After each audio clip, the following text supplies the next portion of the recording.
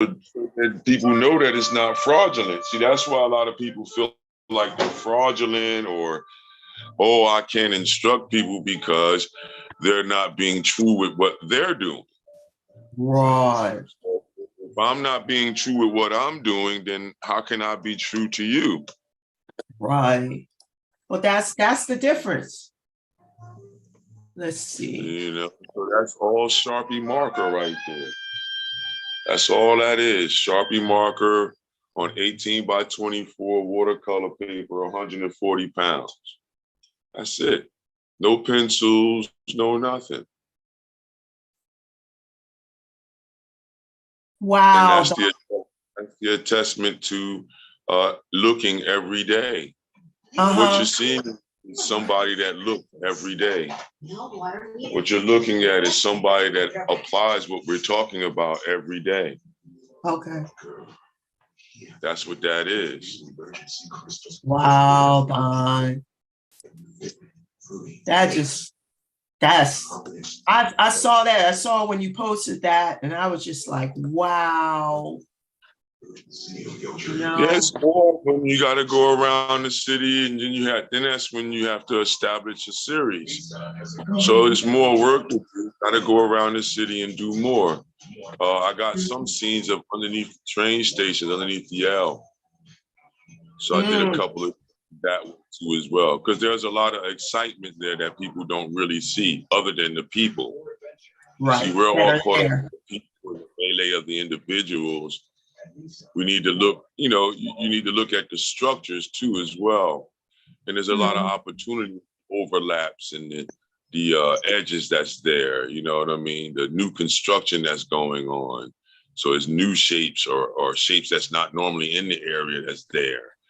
So all these different spaces and lines and edges overlapping one another give off a certain energy.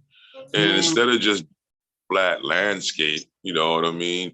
I like to give you a little bit more than what the computer might give you. Right. So, you know, you see the inconsistencies of my hand that everybody's appreciating. But this is what I say to everybody. It's the inconsistencies of your hand and the trial and error of your hand and your eye that people are appreciating.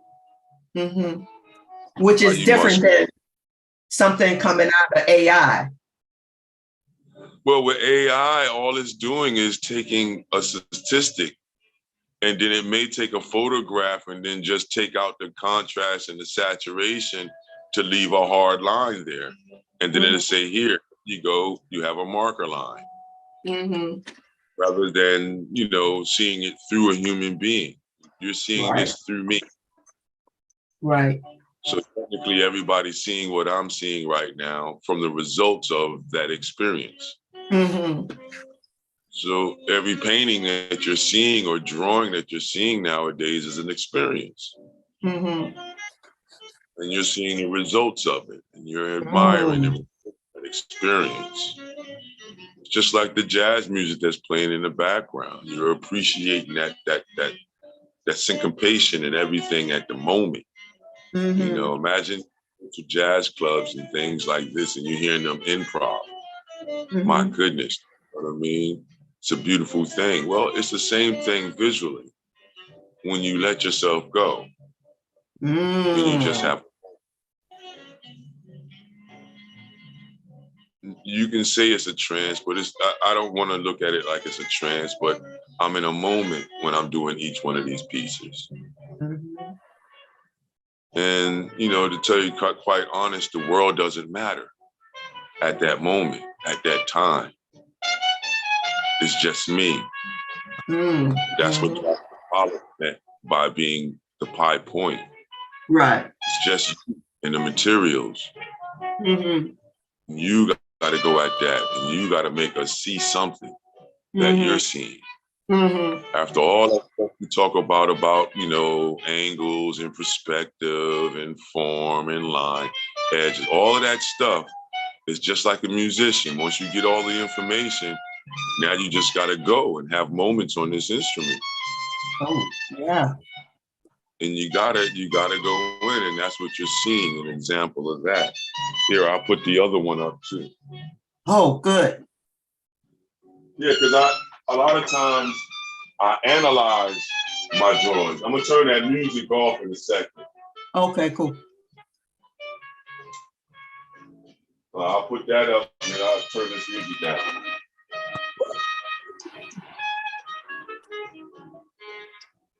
Wow.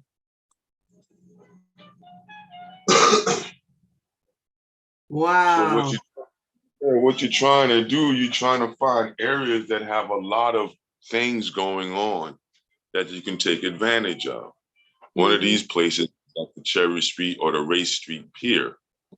The Race Street Pier is right underneath of the Ben Franklin Bridge, sitting right across from the Cherry Street Pier, and then sitting right across the street on Columbus Boulevard from the steakhouse that's down there on it. And then there's another art center across the street too as well. So right there's an interesting spot where you can take pictures or you can set up your portable easel and do some drawings. However you do your drawings from your car. If you're going to do it from your car, stay in your car, stay around your car, so that when the people come, that gives the traffic violations and parking violations.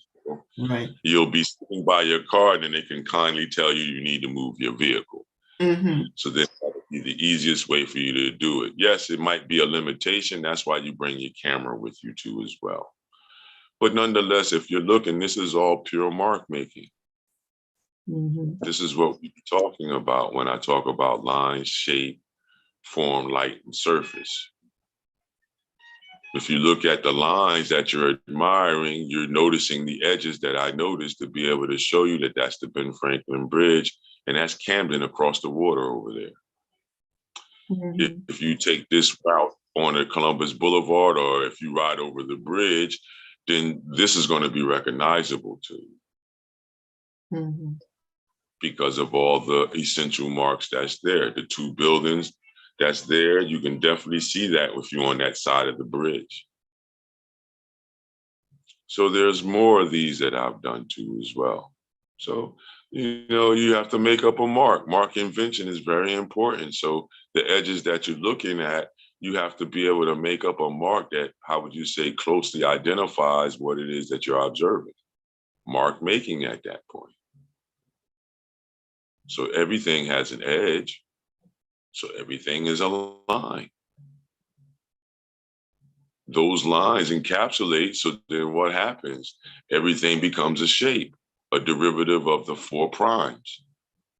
The four primes are your circle, your square, your rectangle, and your triangle. And combinations of those make up what you see in your world. Simplification is key too, because at first I'm not erasing anything. This is just all marker. There's no erasing going on. So you definitely have to be aware of your mark making, looking and observing, seeing how edges are aligned to one another, overlapping one another. Really understand how to bracket a scene, snatch it out, be like a camera, like how I suggest to people. Because that's, if you're able to look around like that, you're able to snatch so many things. So if you notice, I'm really trying to be figurative or, closer to being abstract with the mark, more so than being, direct and observable. And that's what I was seeking through that scrumbling, through that movement, to be able to possibly show an energy, possibly. An energy of the moment. And to be able to do these, whether I'm in the studio or out on location, doesn't matter. But you do want to take your camera phone or your camera or one of those little small slingshots or disposable digital cameras, whatever you want to do, you want to document based upon taking photos. So then this way you'll have more photos to go off of, off of your drawings. Right. Once again, it isn't until now that we started looking at drawings as a finished item, as a finished piece. A lot of times drawing is the, how would you say, the exploration to a piece. Mm-hmm. Because you're trying to figure out your form, whether it's abstract or it's, you know what I mean, it's direct, objectional, you know what I mean? You're Mm-hmm. still trying to figure out your mark. You're still trying to figure out where to put things, how to place things based upon your hand and your eye. And that's what begets a style then, because my hand doesn't move like yours. We can give each other suggestions all day, but your hand, my hand, and all the other people out there that have dealt with us, your hands move differently. So you're connecting with your hand, which begets your style. That's all style is. I can forge your signature, but I can't be your signature. You see? Ooh, that's a nice one. I can Mm-hmm. forge your signature, but I can't be your signature. Nope, you just can't. So I could forge your mark all day, but I can't be your mark, your particular mark. Ooh. And all the great masters and look at their marks and copy them, you know what I mean, all day, but I can't be their mark. I still have to find my mark. And each individual has to do that, find their mark, no matter what it is. So that when materials hit their hand, they have a way of movement, a way of knowing, a way of showing, a way of expressing. See, that's what we like to try to show over here too, the oneness of it all. It's not just, you know, oh, let's do this and try to be perfect and get this great finished piece that everybody's gonna knock down and say, you're the greatest. No, we're not. No, we We're ain't not trying to. worried about that. It's just like how you just did. It's being a boxer. It's Yeah. being a tennis player. You see what I mean? Think about a tennis player. The focus, the concentration, the understanding of everything that that individual has to understand to be able to stand on that court and claim dominance. Mm-hmm. You know, it's the same thing with art. It's you and the materials. You know, it's not a party or symphony of people. You know, you can attain that level. That's what some of the great masters have, yes. When you have your own house and your own, how would you say, noticeable style that multitudes of individuals are admiring, yeah, now you can take others into that space and say, do it this way, and then I'll come in and sign it. And one day you'll be able to have your own house. That's Mm-hmm. what that was. But right now, the way that we're working and moving in our new time frame, no, it's each individual striving for that idea, striving for the mastery of a mark, the Mm-hmm. placement, composition, you know what I mean? All these things that, you know I don't talk about directly a lot. A lot of times I don't want to, you know what I mean? I'd rather stay in layman's terms. It's fun that way, you know? But if you really want to get technically sound about it, yeah, it's understanding how to manipulate a line.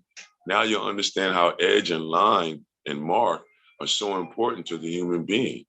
How dare you take out writing your name in K through 12, man, or K through 8, or K through 5. You know what I mean? Shouldn't be left up to the art teacher, but if the art teacher is up to that challenge, then showing cursive to the children is an art form then. Mm-hmm. That's what I sit down to.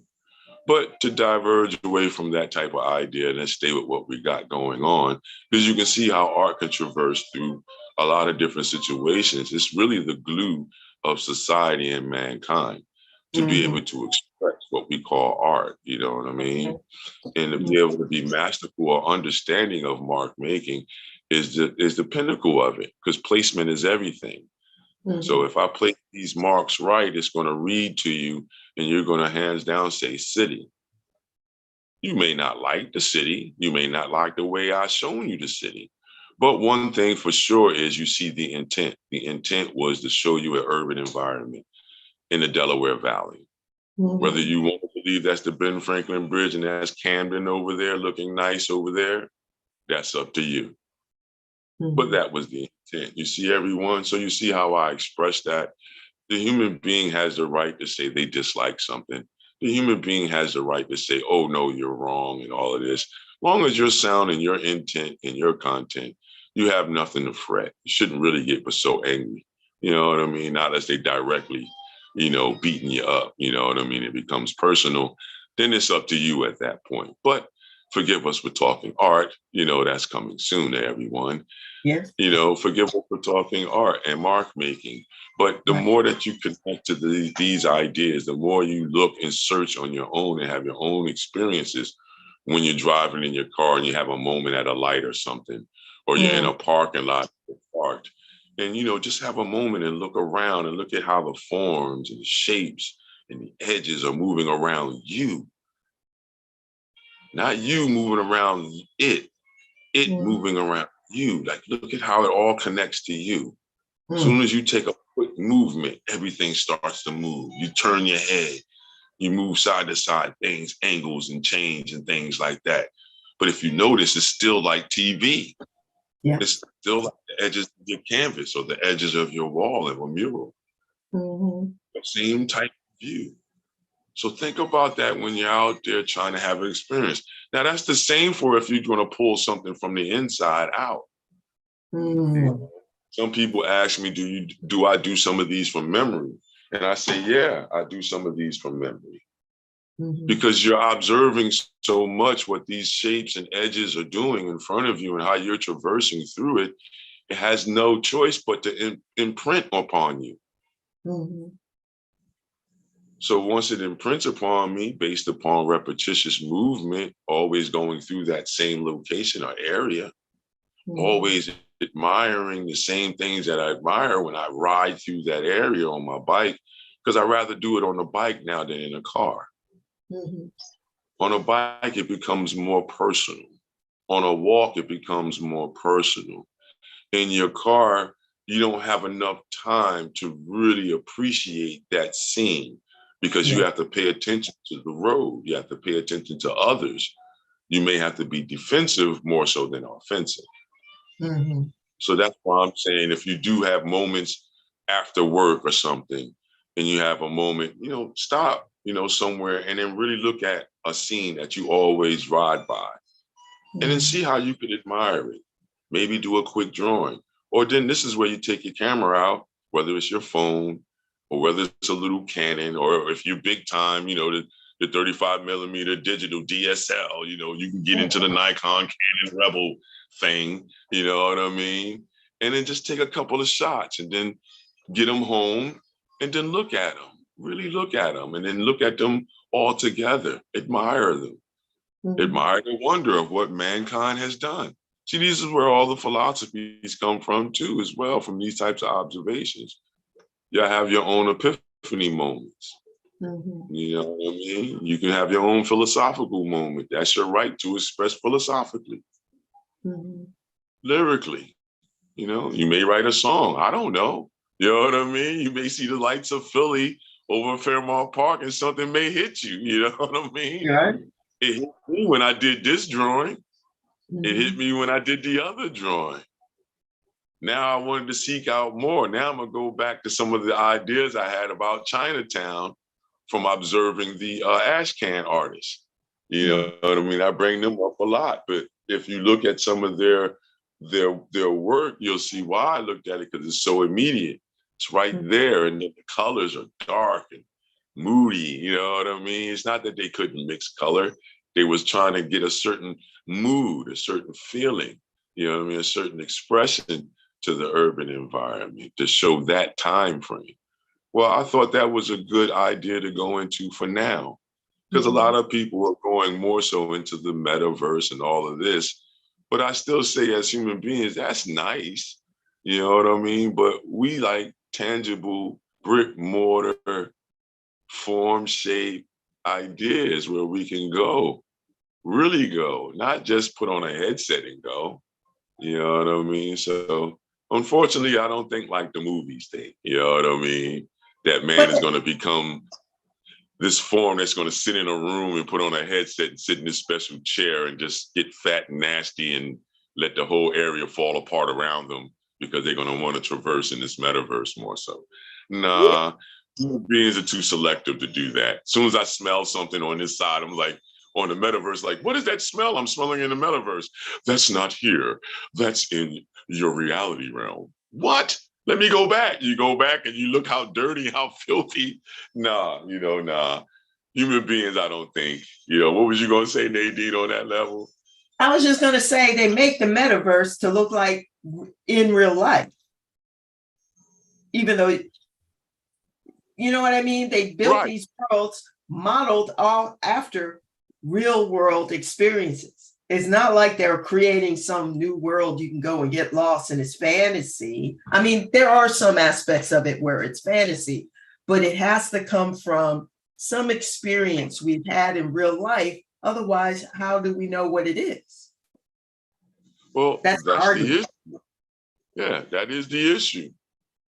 You know what I mean? But it's compiling enough information and it's compiling enough of everybody's dreams and wants so that one day comes soon, it's going to augment its own reality. And that's when things is going to get turned up, because now it's going to be like, well, what is that new reality? You know what I mean? Yeah. Because I know this third dimension as being a reality, that would be considered a fourth dimension. But I know everybody, excuse us for talking art once again, but this is what happens when you start talking about art and life. That's why I said, I had another saying that art is life and creativity is in the soul. Most people that know me, I used to use that a whole bunch, you know what I mean, before I transitioned to the keep creating and some other sayings. But the main two were that one there, you know what I mean? Art is life and creativity is in the soul, and keep creating are the main two. Because those are two realities, you know what I mean? Because you have to figure out, you're looking around. This has always been a question in mankind. Does art follow life or does life follow art? Ooh, that's a good question. Yeah, but that's the question that universally, if you go and check everybody, that's a question that's being dealt with in the philosophical realm, but it's still in the creative realm, the visual realm. So, so when you're looking around and say, for instance, you're looking at the news, well, everybody's influenced by movies. Are you saying that some of these individuals that's in our society are influenced by the art, which catapults their movements in life? I don't know, maybe. Yeah. Well, now for a lot of people, a certain percentage of individuals in society, that's where it's no wrong and right. They do follow that idea. They'll live their life vicariously based upon what they've read, you know what I mean?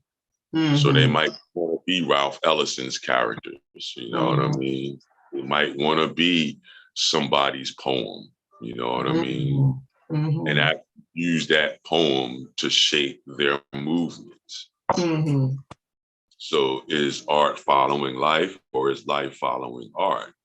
It's both at the same time. In order for the artist to express that by which you're able to live by, they had to live through an experience to grab ideas and thoughts and experiences from to develop into what we call an art form. It's back to the experience, the result of the experience. That's what it is. I can put an apple in front of us right now. We're all looking at the same apple from the same angle, but I guaranteed you, just like a story, if we spread a story, by the time that story goes to everybody, that apple goes to that apple's going to be different. You know what I mean? That apple go through some changes. You know what I mean? Right. And that's what I mean. That's the beauty of expression. Because unpronounced, a psychologist may look at this drawing and say, Don, how are you feeling? You know what I mean? Honestly, there's certain things where you can tell that I did this all right-handed. By the way I signed my name, and I always sign my name, it's a thing of like John Hancock. I want you to know that I did it.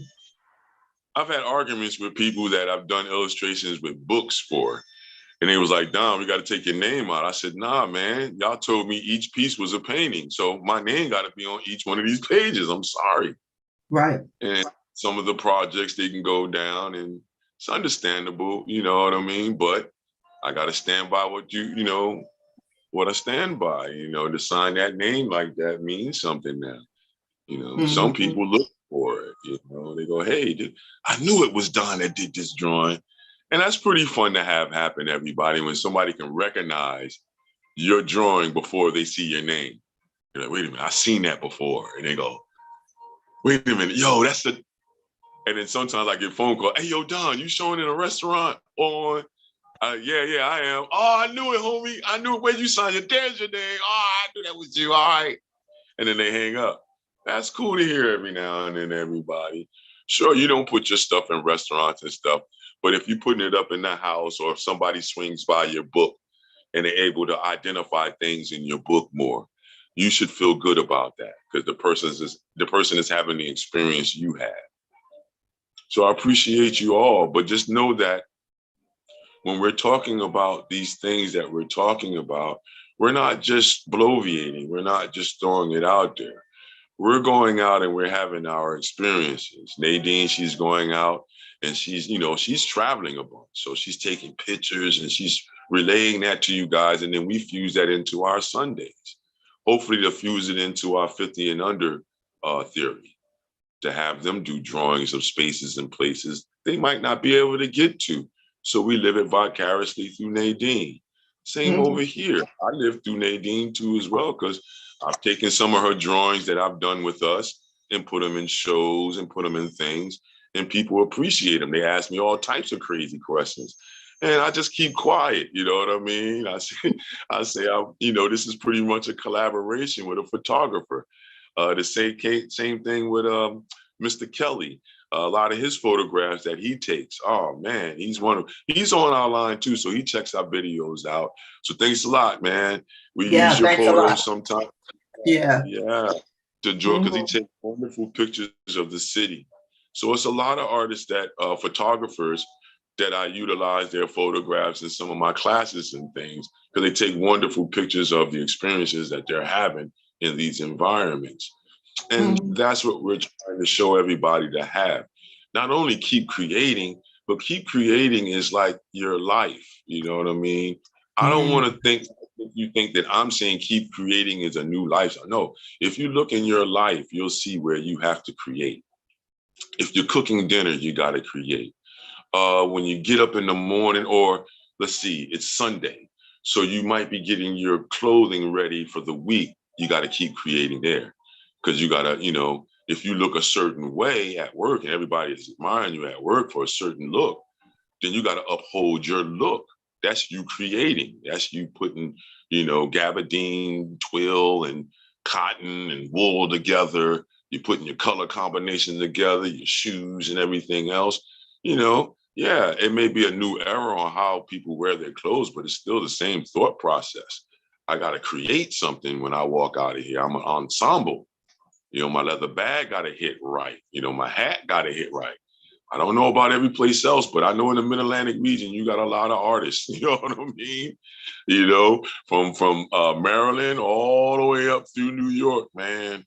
You got people that they wake up and they devise a plan on how to wear them clothes. Even the nurses, if you look at LPNs and CNAs, they create, man, I love them because they create all the time. They got the nails that may have some creations on it. They have different colored smocks and everything. There you go, Nadine. She got a hat. Crocodile Dundee in the house. You know what I mean? It's like, look at how you can change a situation just with one ornament, one idea, one thought. And that's all her. You know what I mean? So it's the same thing when you're walking around and you see other people displaying moments of expression. That's what I'm saying is keep creating. Your life is keep creating. When you're placing flowers around your house, plants outside or inside your house, the colors that you put on your house and everything, no one else is picking that but you. So if you're picking that, guess what? You're 24/7, 365, keep it alive, keep creating, y'all. And then you'll start seeing that that's not just us having fun, and just you'll see the seriousness in that fun. And then you'll be like, wait a minute, that's a serious, no, I can say that and smile, keep creating. Yeah. And it just puts something in you. And then you start thinking and you notice, well, But where else can I create on my day? What about my office space? Can I change the pictures in there? You know what I mean? Can I change one or two things that'll bring more interest to my office space? I don't know. You may not have that ability. You may do have that ability in your cubicle. I don't know. You may have a corner office. I don't know. But all I know is if I was to walk or Nadine was to walk into your space and say, hey, how you guys doing? Whoa, I would look around to see how you're creative, whether it be the frames on your pictures, whether it be the way you color coordinated your desk to the floor, to the walls, you know what I mean? What you have on the walls. Did you take into consideration your scene on the outside of the window if you have something near the window or have a window view? You see, if you just have a flat cubicle, I know I'm gonna see a lot of your family. So I'm gonna see, you know what I mean?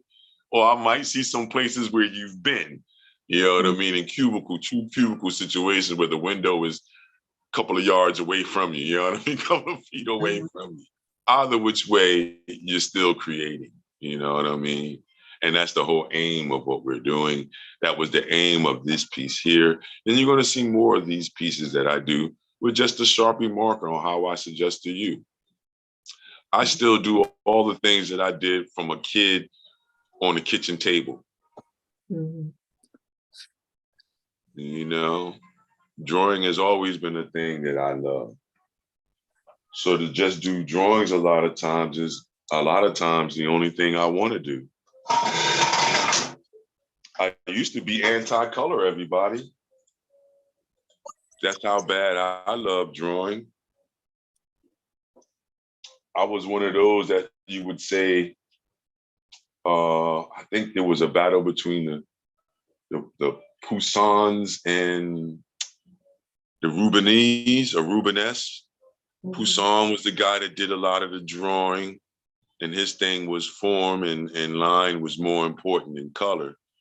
And the Rubiness were the individuals that were saying, nah, color is everything. Without color, expression is not there. And that was an ongoing battle. And even sometimes in our new era, that's a battle. Well, I was one of those that went with the Poussins or the Poussinese, or however you want to say it. And I really believe that, you know, drawing was everything.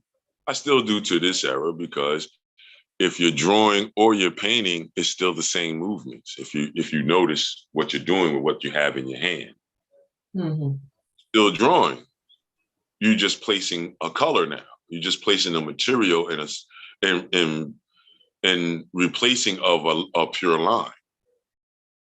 How else is the paint getting there? Just like the mark, how else is the mark getting to the page? You're placing it, you're leaving material behind. Well, what's the difference? I used to always argue, what's the difference between that and painting? There is no difference. Some professors would smile like how you just did, Nadine. Some professors would try to argue. Then I would go to, you know, museums and galleries where artists are having artist talk, and I would bring up the same argument there and sometimes get kicked out. They kick you out. I mean, yeah, because the artists may not realize, like some artists are really not thinking to that idea. Well, now we're just talking material manipulation now and the idea of hand movement. They don't talk about it like that because they're still in thought in some ways of like how a person that doesn't know anything is still in a novice idea. But when you take the chance to delve in to really look at what it is that you're doing and take a chance to go down the rabbit hole to understand true mark making, you'll understand that mark making is everything. How did you get an alphabet? Come on, let's go in, Nadine. How did they get an alphabet if they don't understand lines and angles and edges? I don't know. Right. Yeah. Other than that, everything is verbal, right? Everything is auditory at that.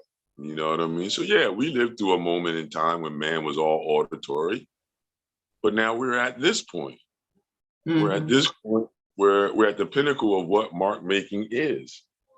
You know, is it just something, you know what I mean, that's monetary or minuscule? or is it the pinnacle of society to put edges together? Right. And, you know, if they didn't do cuneiform, how would we be even able to understand some of the things that might have happened in the past? True, true, true. Yeah, you know, see, we have to look at all those things. What's the important? Like a lot of times I go do talks too as well when I get a chance, and that's the big talk that I do when I'm talking to masses. Sometimes the importance of edges, the importance of line, edge, and mark. Is it still important in mankind? I think it is, and you know why? Because if edges didn't matter, you wouldn't go to the barbershop. There you go. That's a good one. That's a good one, Nadine. You got to write that one down, man. If edges wasn't important, you wouldn't go to the barbershop. You just grow out, look like a wolf. Everybody have these natural hairlines that just grow like into their eyebrows. Yeah. Or it'll grow away from your eyebrows. We can say that, Nadine. You see what I'm saying? If we just let it go, right? So then is edges important? Yeah, a whole industry supports edges. Yep. If the barber says if the edges is not important to him, you better not go sit in that barber chair. I'm with you. Don't come in. Right. If that stylist, if she's in there, right, and edges are not important to her, lady, or I'm gonna say like the women saying, girl, you better get up out of her chair. You better get up out of here. You don't know what she gonna do to your head, and she don't believe in edges. Because if one of these pieces of fake hair ain't moving in the right direction, I gotta talk to this chick. Oh, they be talking about you. Oh, yeah. Makeup artist. Name one makeup artist that edges is not important. Even Nadine, I mean, into something, Nadine. I mean, eyebrows, eyelashes. That's a whole category. You gotta get. You ain't even talk about the color of the idea just yet. You just were talking about the structure, the form. You said edges, and I just went right to like I just edge me up. You go in there and you say, just edge me up, and then edge me up. And then let's even go to the point of beards. Yeah. I mean, you have no hair on your head, but that beard is lined up. Here's another one. It better be lined up right. Right. Listen to the terms. Edge me up. Edge me up. Line me up. Line me up. Even put some lines in. The off over here. Yeah, my lines ain't right over here. Something ain't looking right, man. You be like, homie, you messed up my hair. Now I gotta shave it all off. Yeah, and it doesn't matter nationality either. It doesn't matter nationality. We all go in there. We say the same thing in our languages, in our own little nuanced ways, slangs, however you want to say it. I know every nationality has a way of saying, do me right, man. Don't mess me up. Yo. Don't mess my back up. Right. Don't nick me and all this other stuff. You know what I'm saying? I got an image to uphold. A barber. That's all the way down. A barber is an artist. Yes, they all are. They all are. They sit there and put logos in your head, in your hair. All of that. All of that. A real functional artist, you know what I mean? That deals with the everyday. I know people that will not go to another barber. They'll go to the same barber. If they do it right, yeah. Yeah, if that barber's sick, they'll come back. You know what I'm saying? All right, I'll do one more day, man. I gotta have you. And that's how deep that gets. It's a whole industry for it, everybody. Couple of industries off of how we adorn ourselves. And that's all art. Think about the fragrances now. There's an art form to picking the right fragrance for the right time of the day for the right moment. The wrong fragrance, you can piss everybody off in a business meeting and don't even know why you're pissing everybody off. And it could be it's just like, could you kind of like, not put so much on? Exactly. But it might not be that you put so much on. It might be an irritant or irritation to others. Yep. Mm-hmm. I remember one time I went to an office meeting and I put on Jasmine, and you know what I mean? I put on a couple of dots here and there and got to sweating. And once I got to sweating, that Jasmine got all over and people started sneezing. Oh, wow. That's how deep it gets. I had to excuse myself, go to the bathroom, take my shirt off and wash myself down with the paper towels in the bathroom, with that nasty soap that you use for your hands. Yeah. To knock some of those off of my pulse points. Mm-hmm. Sometimes you can do it too good. You know what I mean? That was a situation where that was, because that's what people were saying, Nadine, could you, like, who is that? And then it just came out. Something is not smelling right. Even though it smells pleasant, it's not working right. You know what I mean? And then, you know, I had to let it out. Well, I tried my jasmine soap, because that's when I was getting into all that. So I had the natural jasmine soap and I had the oil to put on. So it was all in your pores, all over your body, in your hair. And now I done went and put some dabs on. So now when I sweat, it's gonna come out of all of my pores. Everything. I didn't realize that. I was smelling like a French whore now with jasmine on. I didn't know. But that's all from art. You know what I'm saying? I wanted to make an impression. I wanted to, you know you what sure I mean? Did. I made an impression on those people, right? They make it so much so psychologists sort of, you know, cross asking me things and stuff and analyzing me. Are you okay, Mr. Stevens? And why did you feel the reasoning of wearing jasmine to that point? Did you think everybody universally loves jasmine? Oh, they was hitting me the whole, like, you know, conversation after that, man. Nonetheless, I got a small contract with them, but they would always poke front. Hey, Don, don't wear that soap. Yeah. Mr. Jasmine, don't wear that soap no more, man. You know, get rid of that soap, man. You know? But that's all art, everybody. You're expressing, you know what I mean? That's the whole key of that whole conversation we just had about mark making, lines, materials, how it translates over into your personal world, how things traverse around you, how art is used in the everyday of today. You see, this new information era, is art still important? I had people ask me that question numerous times after 2000, especially after 2010. Does art still matter? Does it really matter? And I say, yes, it does. It has to be. If it doesn't, then what are you doing as a human being? Yeah, what are you doing? You have to ask that question. Sure, we normally just draw along right now. We jumping into some, but every now and then we have conversation like this, and we'll have some pieces up that I've done or Nadine have done, or just an artist in general that we may be admiring or may have a good question, you know what I mean, with their work. So, you know, that's what I'm hoping, you know, when you come and tune in to, you know, sorry for talking about art. I forget, you know, the direct title, but we'll get it together once that starts going down, because we're going to have conversation like this. Yes. What does art mean in a new millennium? Does it mean digital? Does it mean the computer? Does it mean man relinquishing his hand and letting the computer have it? Or does it mean that man still has to connect? And when I say man, I mean woman too as well, everybody. I don't want you to think that I'm chauvinistic to that level in this new era of. I'm just saying man as just based upon conversation for right now, when we're talking about worldly things at that point. Mankind, historical things, and you know what I mean, ancestral things possibly that go all the way back that still come to this period now that we still are trying to answer.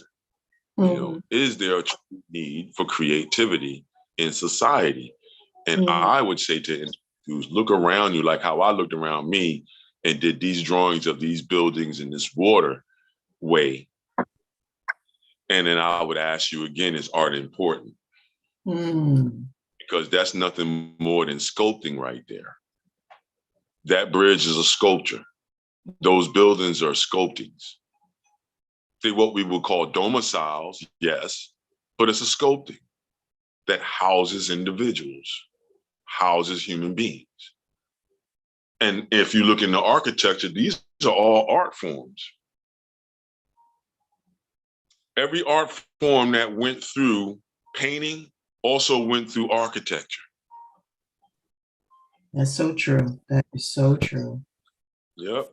Every style of art that you can think of has also been an architectural rendering. It has been an architectural format and functional. That means that human beings were able to traverse and utilize that space as it was augmented. Mm-hmm. So that's another one that everybody can go into. Mm-hmm. Because if you look around you, you might have the colonialist style all around you and don't realize it. And then now you have this new ergonomical, conservative looking idea that's all around you. And you might be saying, well, I'm not an artist, I don't, but then you're noticing that your city skyline is changing into this amalgamation of, I don't know what to say, what it is, because some of these ergonomical buildings are architectural buildings that are, green, going green. Let's be honest, they don't have a nice nuance to them. I'm going to be honest. I'm an artist. I'm an artist by life and by trade. I can say it like that way and not worry about any backlash. These newer buildings, yes, they may, help light and energy and things move a certain way and be more economical. Yeah, true. The fabrication of some of these buildings are yet to be tested in our area because of flooding. So that was my other thing about these buildings. But the nuances and the facades on the outside don't lend to the architectural prowess of Philadelphia. That's all I'm going to say. That's the best way I can say it. You know what I mean? That's the best way. Very delicately. Right. Because what I'm going to do is I got a couple of drawings that I've already done. I don't want to show them just yet, but it's that idea of showing the juxtaposition of when they put that building next to one of our ornate, colonial style buildings that we all appreciate. You see the roundness of the doorways and all these things and certain, movement of, banisters and things like this. The tops of the buildings are ornate. Whereas these new organic going green buildings that are good supposedly for energy and things like this, yet to be shown if they really can withstand the mid-Atlantic, Philadelphia water, you know what I mean? They don't have nothing to lend as far as their facade is concerned to the already architectural prowess of Philadelphia. I think it's taken away from it. Because think about it, some of these abandoned buildings, when they're sitting by themselves, they still look beautiful. Now, if you look at one of these buildings that are sitting by themselves, it just looks like a box. Yeah, a well-kept or well put together box, yeah. Windows are placed in optimal spaces and places. Yeah, okay, I'm with you. But what about that facade and them ugly looking colors that's on there? Yeah, that's deep. That's deep. But you're right. You're starting to see certain patterns repeated in the structures of these buildings. And then, like, if you were to look at Philadelphia in terms of as the skyline, you can see how it's out of place. Yeah. So somebody's not thinking about that. Somebody's thinking about trying to make a mega city or, a mega city like New York, a metropolis. And I think that's the wrong thought process. Overall, right? Because if you look at some of these buildings and these weird blues and oranges that look like they're the same tone as brick, but they're not. Right. And they're not even giving us a brick, facade. They're just putting them up in blanket colors, either horizontally or vertically on the building, like this minimalist type of style. Yeah. And they start to look like cargo houses again. They just starting to look like flat cargo houses. Yeah. So I don't know how many other people feel that way. I would love to know how many other people are looking at this and possibly having the same type of feeling. Not thought, but the same type of feeling like if this keeps going on, this is going to look like a box city. It's not going to look like that colonial, city that we all admire when you see on the news, the helicopter view of Center City and City Hall, all of that stuff. Now you start seeing these little weird looking boxes popping up all over everywhere. You're going to appreciate that view anymore? You're like, ew, look, wait a minute, what side of the city is that with all those boxes there? Wait a minute, these boxes are all over the city. You know what I mean? They look they okay with their little rooftop thing going on. Yeah, that's another nice thing, but it's starting to look too systematic, too Lego-ish. Lego, like maybe we're becoming a Lego city. I think they're pushing for that whole idea, man. I don't know. I don't know. And I think that's a sad thing when we don't look at that architectural prowess that we've had that makes each city, its own space, You don't see the sameness like that. Each city has its own flavor, and that's what it's there for. And those ornate styles and buildings and the city halls of each city and things like this are all, the decor is all a certain way. And whether you like it or not, yeah, you can say you're anti and all blah, blah, blah, blah. But why do you go on vacation and go on trips to go look at these places if you're anti to these places because of whatever reason? Right. You know what I mean? Yeah. You go like a lot of times I'll go out of the country and visit these cities and towns, and you're looking at history.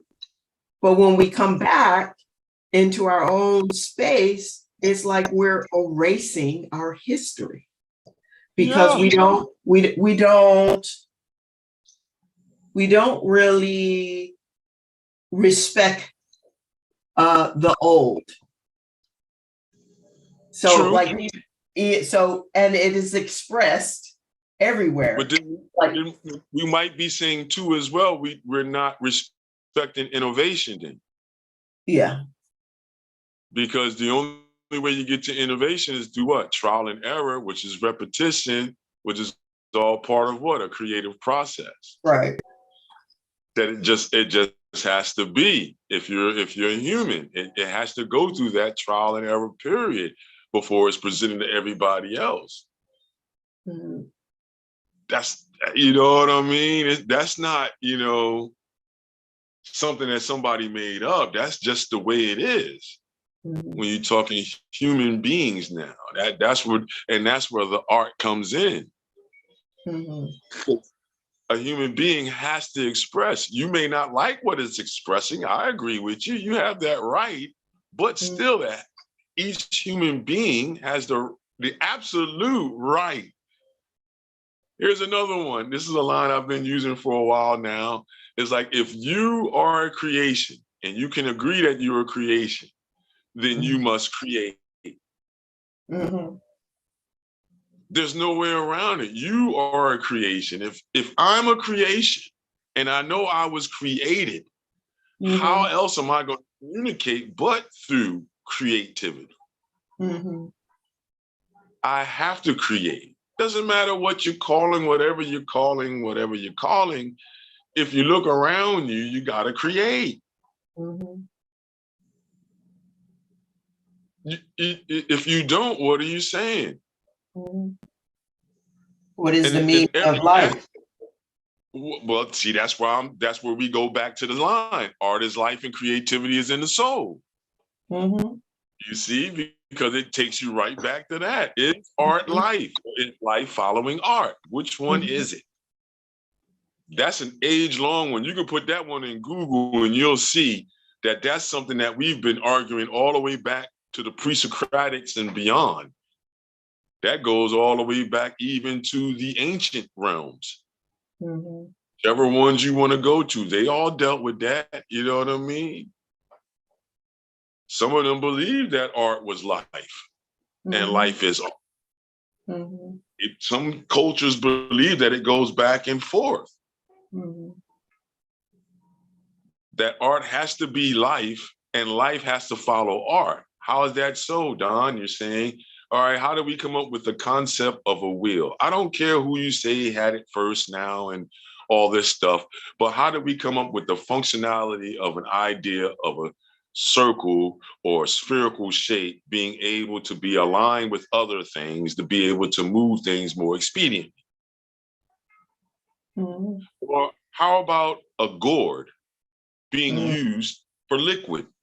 Think about it. Some places they didn't have it to make glass and all this other stuff that we take advantage of today because of this type of creativity. But if you dial back and go back in time and just relinquish certain thoughts in your mind, and then think about it, you don't have glass to contain things. You can use your hands because your hands was the first ones that showed you that you can cup water and liquids and bring it to your mouth. Right.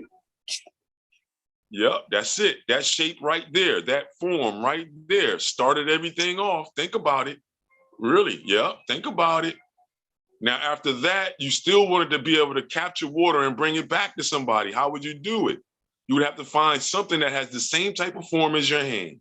They would use shells, right? Use conch shells, all types of shells. They would use a leaf if it was big enough, the elephant ear leaf, all these different types of leaves to bring water back. Then in some areas, they had plants that would what? Dry out naturally. So then they started using what? Gourds for that reason. I mean, you could take it deeper. How did they get to know to use a lamb's liver or a lamb's intestines or a lamb's stomach or a camel's stomach in the desert? This is what we call form following function. Everything I just expressed to you was form following function. What's the proper form for the right function? See, that's the oneness of the art of creativity, of intent and content, resolution. Yes, all funnels into one. Because if you didn't understand these things tangibly, you wouldn't be able to talk about it. You know, observation is key to the whole thing. As a human being, observation is everything to you. We take it for granted now, but observation was everything. How did you be able to, how did they find out how to get what we call metal out of rock? Don't know that one. All right, here's a one. How did they know to take the essence from a plant and to use it as a fragrance and to use it as a colorizer? Something had to happen. They observed something. Something happened. Or you're saying you're giving it all up to the idea of an alien coming and giving you the information. That's a lot of downloads. Yeah, you see what I'm saying? So like you really have to start observing inwardly and outwardly, the micro and macro of an idea. You got to think about it like, wait, how do we get to this point? If lines and edges are not important, if art's not important, if art's not life, I mean, and creativity is not something within the idea of the ethereal, the soul, of repetition, of experiences, then how did all of this come to be if all of that's not important at this point? How did you get to a typewriter? You know? How did you come from the camera obscura to get a camera the way we have today? To where it's called a DSL camera now. Somebody had to observe light and, you know, go into what we call holography to be able to study light and light movement, to be able to see the possibilities of what light holds. And that's based upon observation. Then when you go from there, now you're talking about spectrums of light. And what's light? They're still arguing what light is. Is it an energy? Is it mass? See, this is age-old thing. 5 person. It's all of those things into one thing. Because you can see that they came to that resolution. Why? Because we have plasma screen TVs. Ooh, yeah, yeah. And plasma is a liquid. And it's an electric is doing several things at one time that we just described for light. So that lets you know that what? Right there, art did what? Help us follow life. I know some people may be getting agitated looking at that same picture up there of the drawing and us talking art. Excuse us for talking art once again. Yeah, so sorry. Yeah, every now and then we have to do this, everybody, so you can understand the premise on why we got together and made a unit. Going to go at individuals in spaces and places to say that, you know what I mean?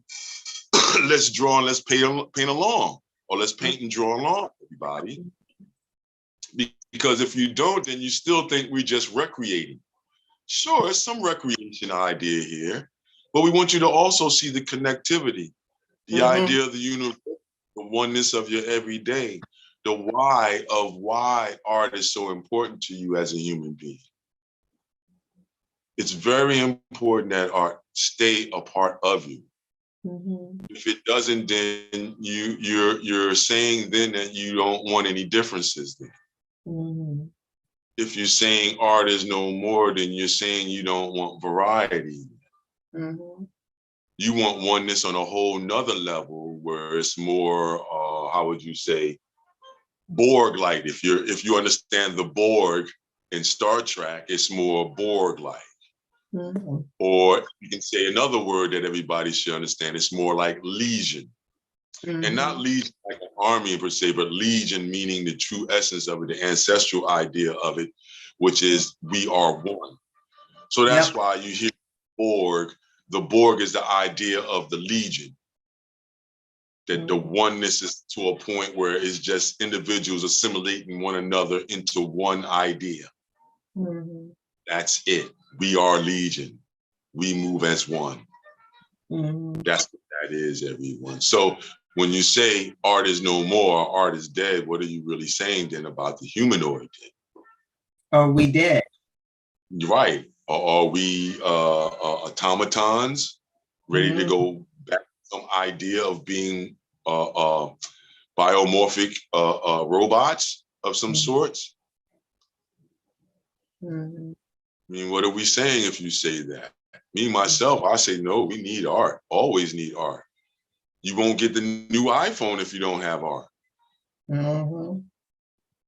You know, think about the first iPhone and then look at the new iPhone that's out, and you can see where art is life right there. And then life is following art right there in that one device. The dualism is happening right there. Because if there wasn't no art or expression, you wouldn't have innovation that would get you to the fullness of what this device is now. So is art dead? Does art follow life, and is creativity truly in the soul? You know, what are these things that we so candidly talk about, and what is the importance of it really live time? You know, because does somebody that's in control want you to be as observant as we are alluding you to be? No. You know, you got to think about that, you know, because they think the same way that we're suggesting to be able to innovate in what it is that they're doing, whoever's at that point. And that's whoever's on top at that point. You know? So you got to ask yourself, in the American economy, do we want our general public to be observant? Got to ask that. Because, I don't know. Huh? I don't know if they want us to be observant. Well, it starts off by saying, do you want us to be that observant? You know, does each individual want general society to be very observant? Because you got to think, if we're doing commerce, a lot of companies and entities in our society make money off of off of ignorance. Mm-hmm. And Mm-hmm. you know, so if it's blissful ignorance like that, then you know what I mean? What are we saying in society then? Mm-hmm. Because then deception or being deceitful is an art form within itself. And if people say no, then, you know, what is abstract art then? Mm-hmm. You know, what is digital photography then? You know, what's cinematography then? Yeah.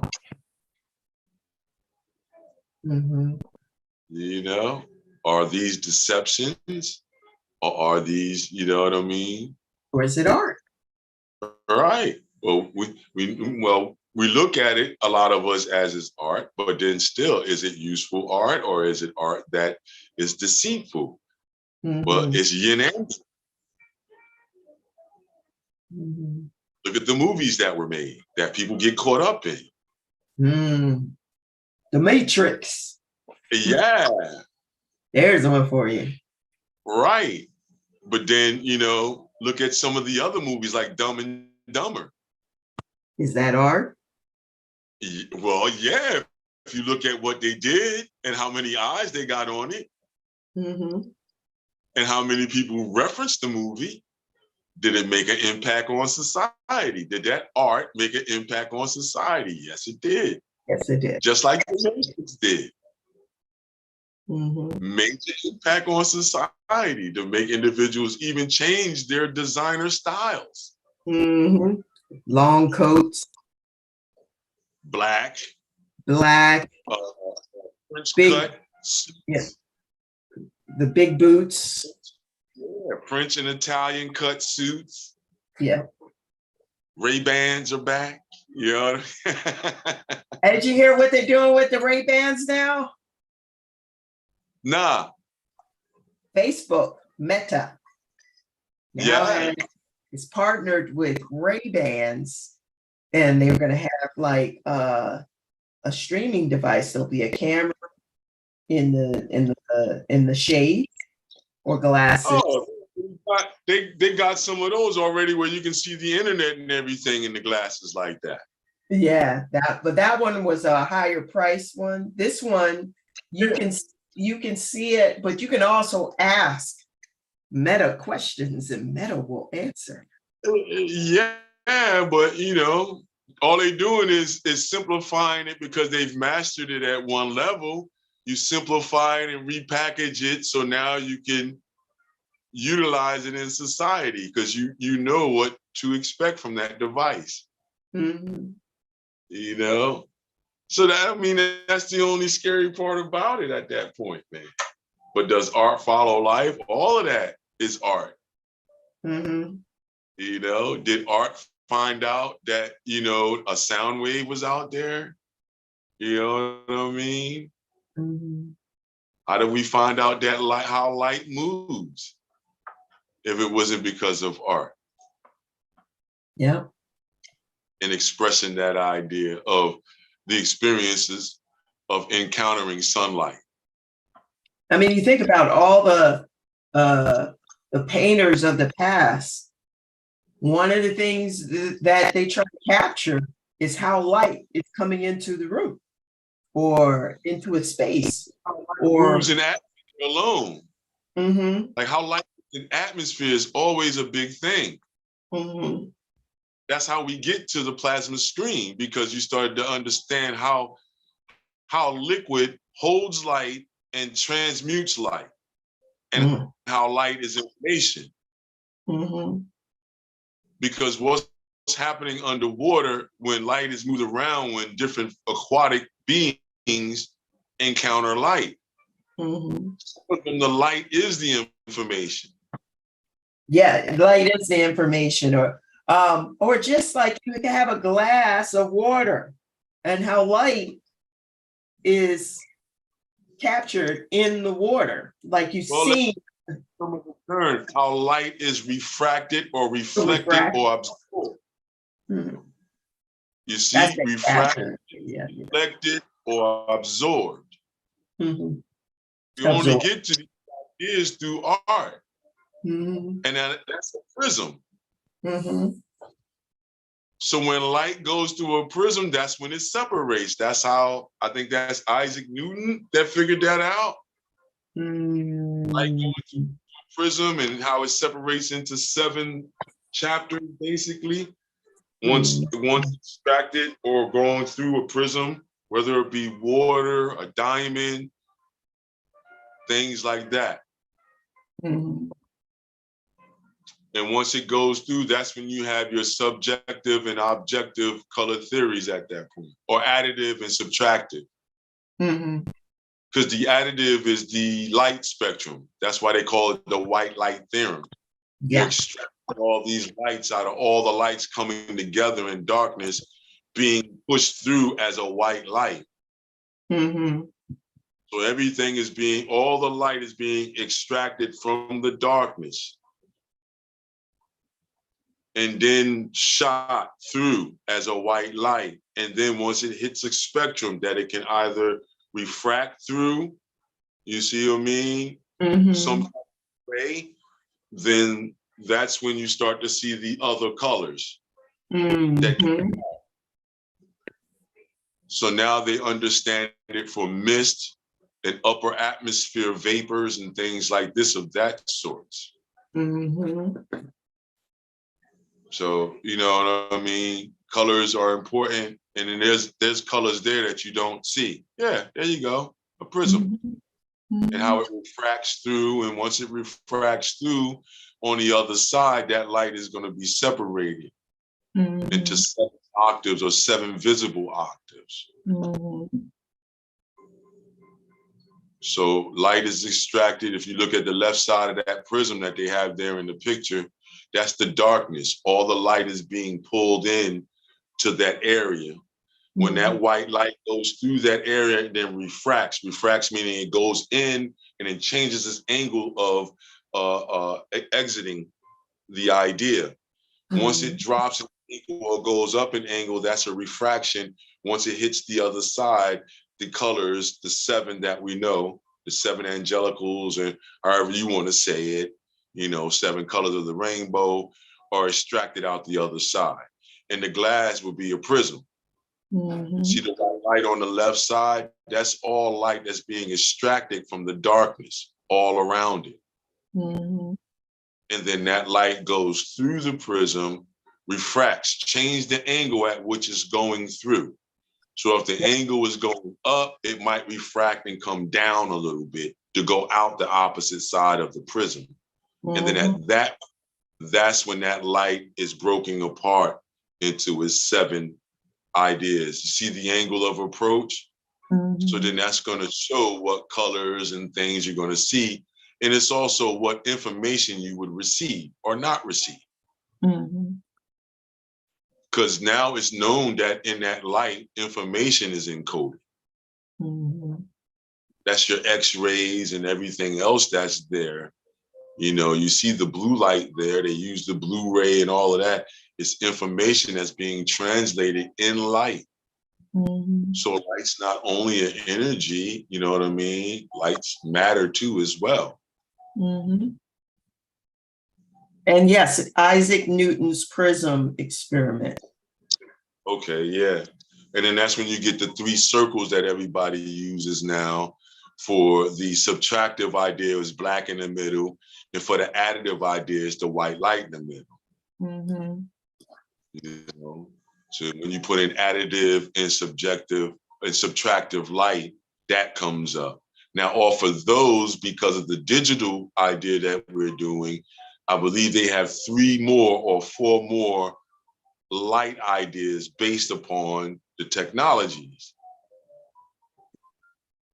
So if you go online like how Nadine just did, you'll see that they have a couple of more color theorems that they go with now because of holography and the study of holograms and all this good stuff, and light theorems at that point. That they have I think they said at least 3 more color theories that they use. And they're still trying to perfect, because holography Calligraphy is about to be another big thing. I mean, heck, people are not looking around. They got robots patrolling the subways in New York City now. Isn't that something? Yeah. I don't know if that's a big joke or a big scare. I don't know. We don't know yet until it works. That's so true. Or until they say it worked. And it's what, it's like a 400-pound robot, something like that. I don't know. It's like the robot from Lost in Space. Danger, little robot. Danger. It looks the same way and is painted in cop colors. Yeah. It looks just like that. Mm-hmm. It looks like the robot in the Jetsons. Betsy, I think was. The maid, the robot maid, rolls around the same way. Doesn't have any legs and everything like the robot dog they're using in California. See how they're using different things, different ideas? California used the robot dog to patrol a couple of neighborhoods. Yep. New York City, they're going to try it in most urban environments, the other one, the big bucket, 400-pound bucket that's going to roll around. Y'all think we great? Yeah, y'all think we talking stuff. Here you go. Here's the art. Here it is. This is USA Today. There you go. Bang. 5'2" robot, 400 pounds. There it is. Crime buster. Can capture 360-degree video. Yep. Told you, art at another whole level now. That's somebody designed that. Yep. That's somebody found out form following function and said, what form should this thing be to follow the function that it needs to do? Right. Yeah, this is another article. Robo trash trolling. Yeah. It's kind of creepy about it. It's kind of spooky. There's a robot roaming around in my Giant in my neighborhood. Oh, yeah, they got those down too. Yup. They started them in those stores now. Yep. So, you know what I mean? What is that saying to you about art, everybody? No, I'm telling you, you better rethink your thoughts about, is art important in society? Art is even more important today than ever. Because you need a whole bunch of creative people to be able to create this universe that they want to create in order for you not to even understand it as being art anymore. So you're noticing an era where we have a revolution in creativity right now, and creatives, and what that means, and in the reinventing of what is an edge, and the idea of an edge and a line and a mark. Because with digital, you have to talk about that. Is somebody really creating when they're drawing on the iPad, or is that plotting? Because technically on your screen, everything that can be has already been configured. It's just waiting for you to make a movement. Okay.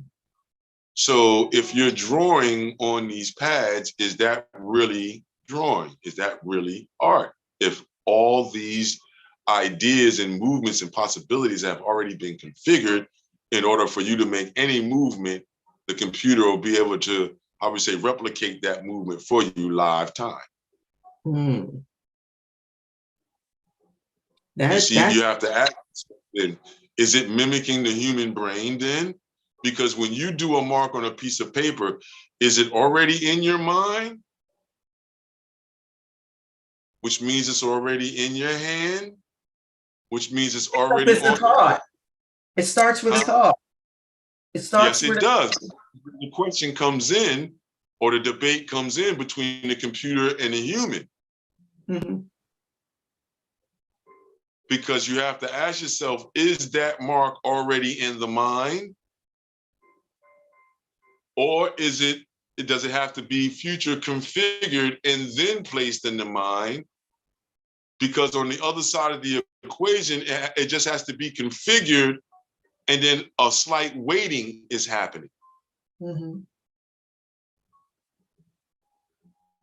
You see, as far as function is concerned. So That's the argument that I'm saying. I'm saying, okay, are you really using your faculties when you're drawing, doing digital drawing? Mhm. Because if we really look at how that device and how that item came together, that pad and pen, everything had to be configured before a line could be made or perceived. Mhm. A human being can look at the atmosphere and create a mark based upon that observation or experience. Mhm. So, is drawing on a computer absolutely really drawing, or is it plotting and placing? I say plotting and placing. Wow. Most people will argue with you, but if you go to the bottom line function or how both entities are functioning, Mhm. you have to ask yourself, okay, if you're saying that about the computer, then is that impression or mark already in the human's mind? Mm. When they make the mark on a computer. No, just making a mark. You see what Okay. I'm saying? Because Okay. on the computer, that's the issue. The Mhm. issue is my movements really making a movement, or has all movements been configured already on that side of the equation? In order, soon as you touch that pad, someone or something configured that whole surface Mhm. of that pad that you're writing on. Mhm. So that when you have a certain device in your hand that leaves a certain impression, then that's already been configured. In the human mind, I'm saying that line hasn't been configured until the experience. Mhm. And in the computer, it's flipped. The experience is pre-configured and it's waiting for an experience. So you can perceive it as you lifetime drawing. But wait a minute, you tangibly have to go someplace and get that printed out now. Right. Whereas a human, I'm manipulating material to get to my end result. Mhm. You see, so it's not a pre-computed movement.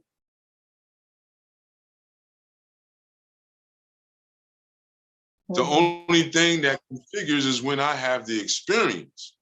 Mhm. So it comes down to, we're back to the experience. We brought this up earlier on, and which if you're listening or watching this, and we're having this conversation, it's all about this notion that art is the result of an experience. And now we're like really looking at what is art and asking the question, is it art when you create something? I don't know. And I don't even know if you're creating it from using a tablet. Is it art when you place items on a table? Okay. Is it art if you clear out ground and place items on the ground? See, I think it is, because look at Stonehenge. Yeah, but look at the very building you're in. And look at the building that we're in. Hey, your house. Look at the urban environment that you're in. Mm-hmm. All of it's art. The street. Because if that pavement, what we call concrete and tar and all of that pavement, wasn't there, what would be there? Dirt, grass. Ground, Stone. what we call dirt and grass, or, a smashed down, from function running up and down it, you'll have a road or a makeshift road, like the dirt roads that you would have down south. From people riding up and down of it, it makes its own clearing. Things won't grow. because of all the function that's going on it. Now you have a road.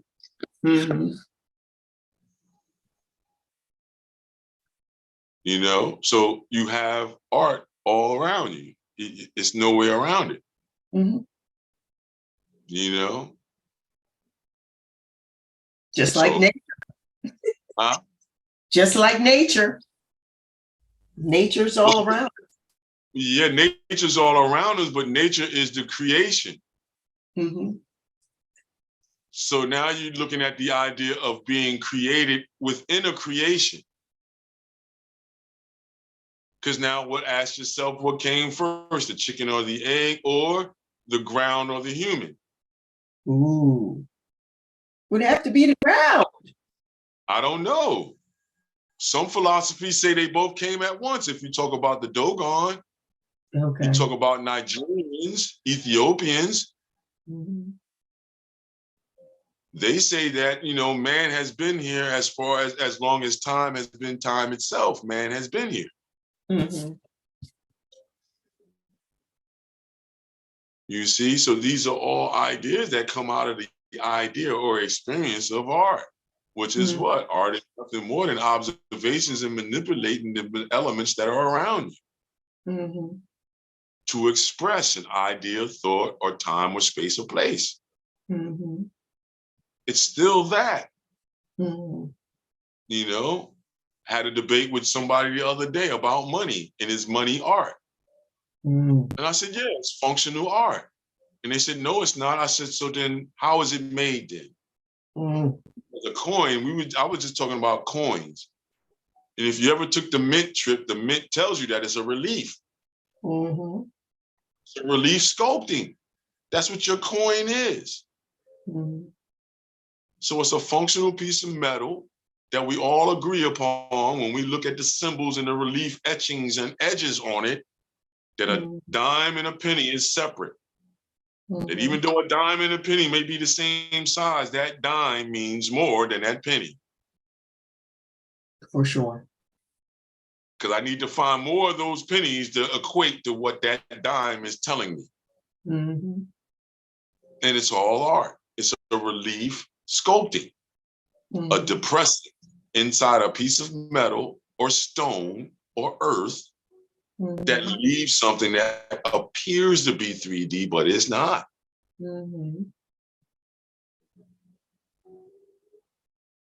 That's all art. Yep, and they've been doing this for a long time. Long time. So then, you know, what are we talking about here? You see, that's where a lot of people don't like to even talk to that level of what art is and what it means to society, what it means to mankind. But we're facing that right now with AI. This is the thing. Well, no, not really, because man made that. It's a creation of man. Right. So no, not really. I mean, but when I'm saying that from the aspect of, say, like there's like one particular platform called Midjourney, where you can just pretty much prompt it to create something, and it goes in a database and goes through all the different. It goes through a database, Nadine. Right. Yeah. Then no. It's still subservient to mankind. It's still subservient to man. It's not separate from man. Nature is. Nature can exist without man being there.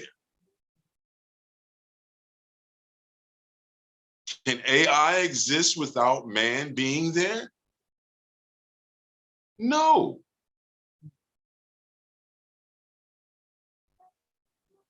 So that's why if you're creating, you're still higher than the computer. The computer has not fused together the 3D printer and the Android so that the Android can have its appendages move as elegantly as ours move. Live time with a thought, and then change the thought impulsively. Mhm. and still the end result like humans do.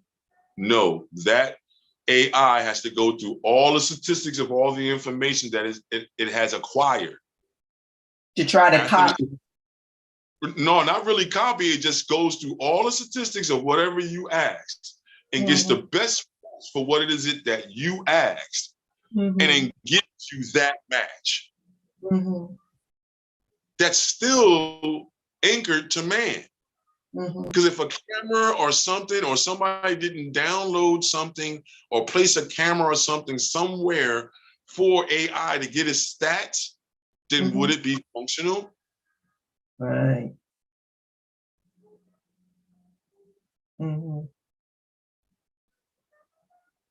Think about it. When man comes to the world and when the computer comes to the world, they're both empty slates. They both have certain information that keeps it where it's at until you do what? Get more information. Things to it on the computer side or give it an experience. I.e., the baby touches the stove, hot, mommy, hot, hot. You see what I'm saying? That's an experience. That's a download. I don't need repetition to get that one.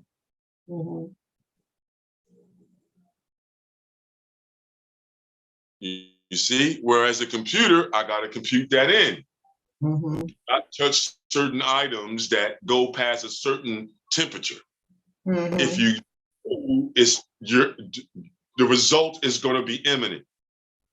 Like how Spark talks. That's what AI is on right now. How we perceived it in the 80s. That's how AI is on right now.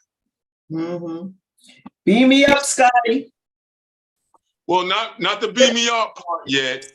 Just the conversation on the conversation. I mean, I was thinking about the flip phone. The what?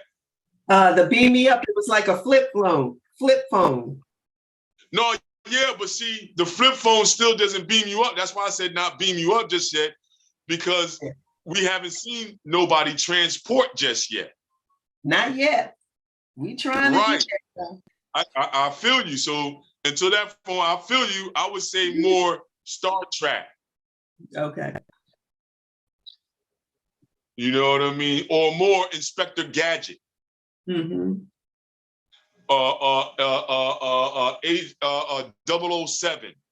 Yeah. You know, get smart. Yeah. We're on another level of it now. You know what I mean? Where we're going to have all gadgets that's going to defy certain ideas of what we think reality should be. Did you see the flying cars out now? Yeah. Do you see the one guy is like almost like a it's like a helicopter with four wings on it, 4 helicopter propulsions on it. Yeah, it's a drone for a person. Right. That's the one I'm talking about. It has like 8 rotors on it, 2 on each end. And it looked pretty good, but that's where we're going. They're letting you know where we're going. Yeah. As soon as you start certain inventions, you know where we're going. Yeah. So holography is going to be a big thing. That means that holograms or holographs are going to be used, like in the movie with what's his name again? Mr. Scientology. Not Will Smith. I know. Tom Cruise? Yeah, Tom Cruise movie. The main one that everybody was looking at, when they had the precogs and pre-crime and all of that stuff, where they dealt with holograms and holography. The whole basically made out of glass, and you got on some gloves and you're doing all these different movements, pulling different hologram images in as holograms, as light shows. That's where they're going. Whereas they already have the gaming there on a high end, whereas now you would work out not only with looking at the display screen, they have units where you can have a holograph image work out with you. Yep. Right And, now, and they have actually computer generated singers, I think it's in Japan, that have made albums, and then they have concerts, and then they use like a hologram. Yeah, like wow. They did it with Houston over there. Yeah. They did it with other past acts. Mm-hmm. They did holograms and have more basically. That's what they was going to do. Everything, and a couple of acts still feel kind of weird about it. Right. So they did it during the halftime show with Snoop and Tupac and Biggie, and yeah. Mm-hmm. Now they have the AI that can take their voices and do new songs with their voices. Now that's where it's getting like, how can you protect your voice, your image? You can't. That's where we're moving towards. Whereas now when AI gets enough statistics to be able to be self-resolved or self-resilient, then that's when we're going to be in trouble. They're saying that's going to be 2050 when it has enough data to be able to really go at it on its own then. Because it'll have so many anomalies and so many, strategies, game theories, that it'll be endless to what they had to turn off one or turn off a couple when they found out it started making up its own language to repair itself and to make itself separate. A language that the human aspects couldn't decipher. So if it can do that already, nah, y'all playing with something that you don't need to play with.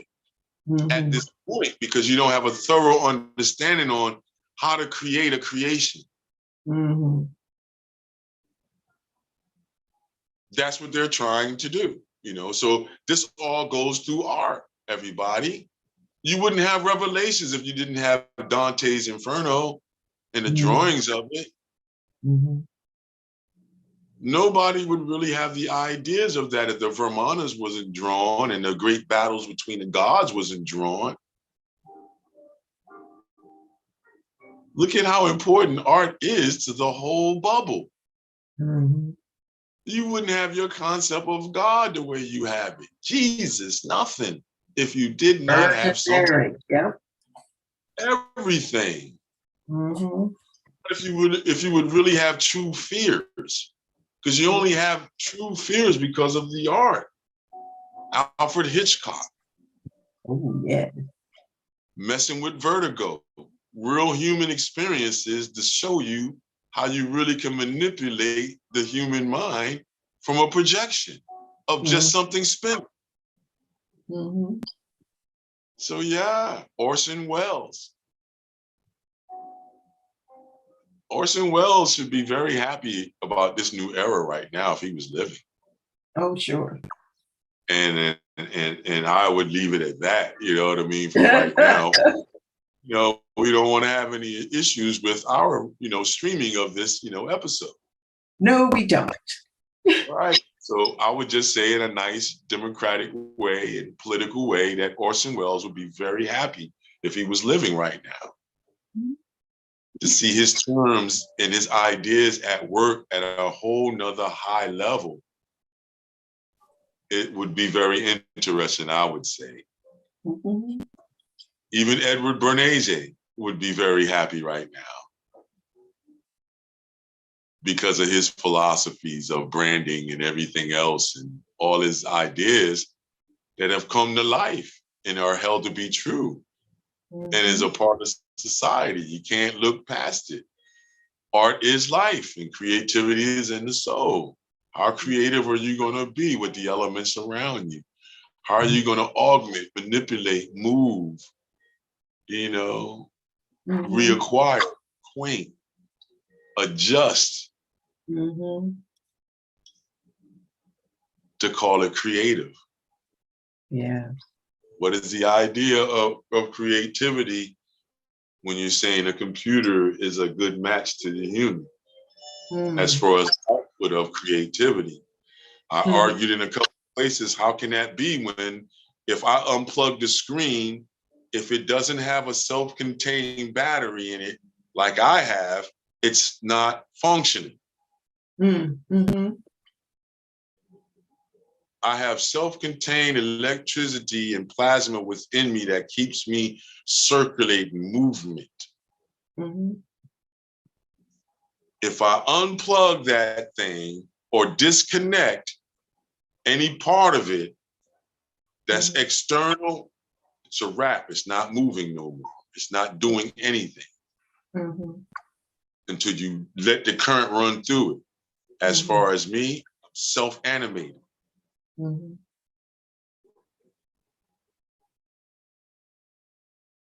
How can that be a match to me? Not yet. Right. Until it has assistance. Everybody said, well, that's what Androids are. I said, yeah, but the Android is not separate from its maker.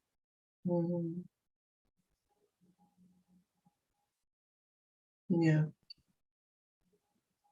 We can either be with our maker our whole life or 14 to 15 years. Read every human's life that leaves their home.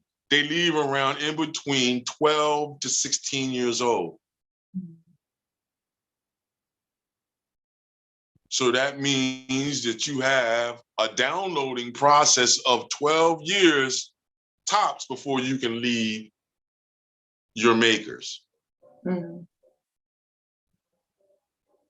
Whereas the computer can't leave its maker. Not yet. Even when it does be perceived as leaving its maker, like the robot in New York City, it still has to come back. It has to return to home base and charge up.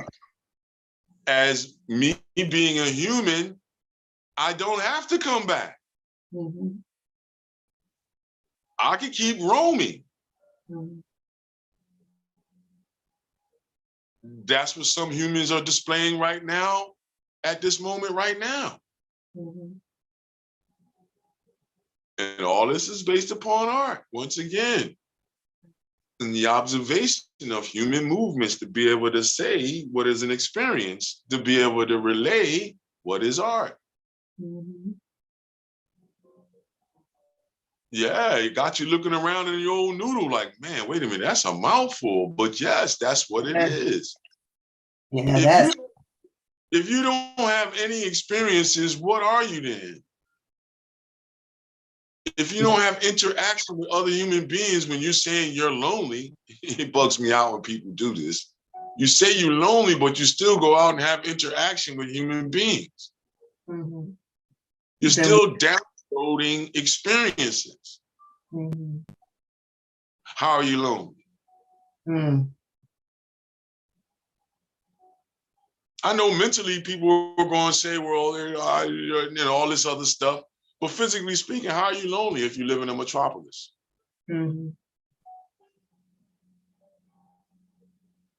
If you're living in a suburban area. Rural is where it becomes an issue. But if you're living in urban to suburban, and the areas in between a suburban to rural, how are you lonely?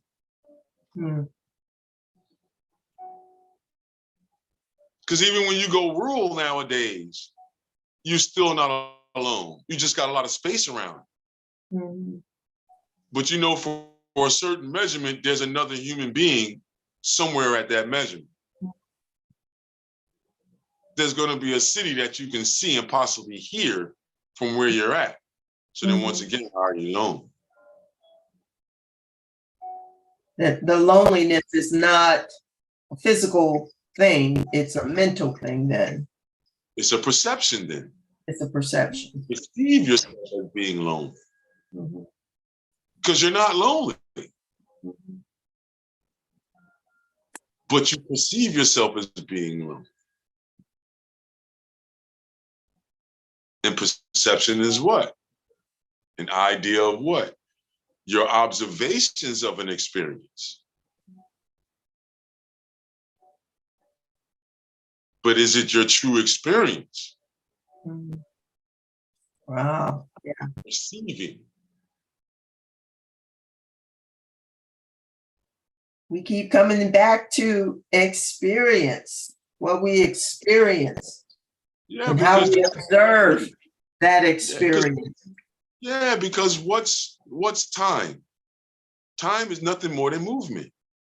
Yeah, now we want time. Yeah, time is nothing more than movement. Yeah. Time is a measurement. Time is a human being thing. Yeah. Other than that, if you go back and you really look at the ancients, or even if you want to have fun, look at some of the cowboy movies.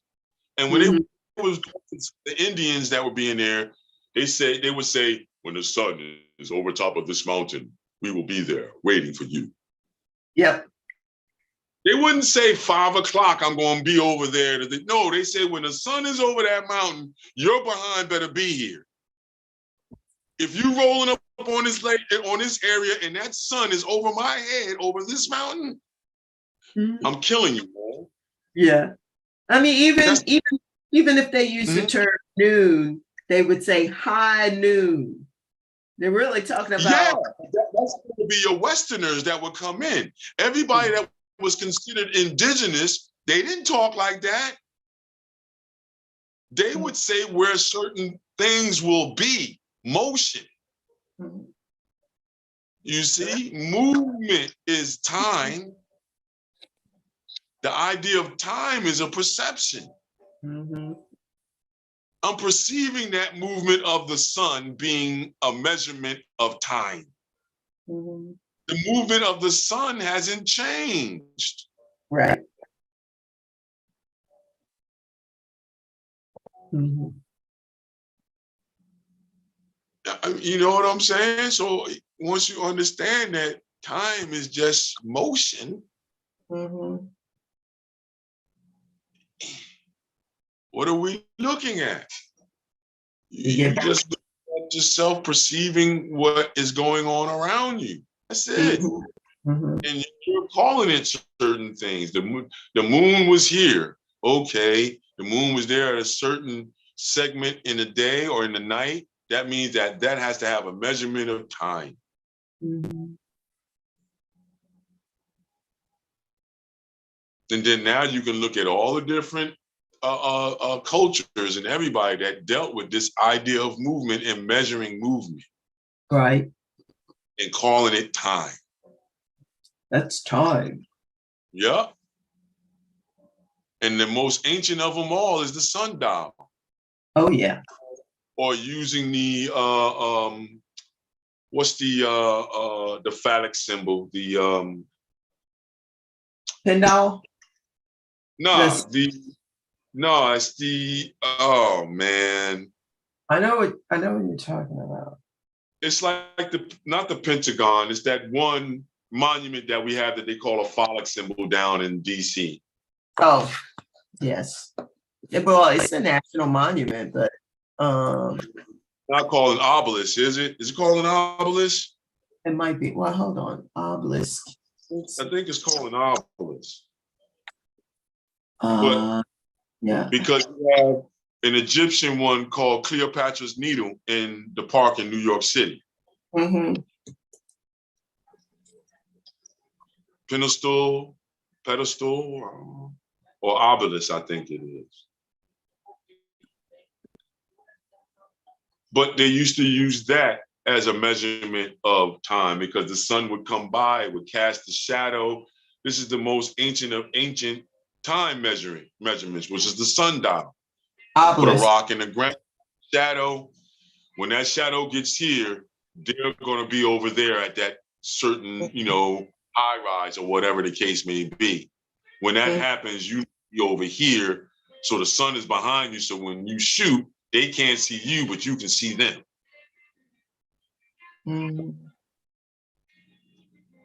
Motion. That's Motion. all that's all that time is motion. Mm-hmm. Mm-hmm. Yeah, also, we don't think about the positioning of these structures in relation. Yeah, all of that's the creative part too, because now somebody has compared that to the human body and said the planet is like a human body. And how much observation had to go down before that went down, before we can go back to our other premise of, all right, are you going to be the contingent that believes that an alien came from someplace and gave information to man, rather than man or humans having experiences that led them to that? Because I think man has lied to themselves about the order of time. Because once you find out there was 100 years between Brunelleschi and Da Vinci, when they try to make it seem like Brunelleschi and Da Vinci was in the same time period. It doesn't add up. Yeah, Brunelleschi was the Italian that came up with the 3D idea. Okay, and Vitruvian Mel, all these different things that was going on during his time period. It was 100 years between that thought process and Da Vinci.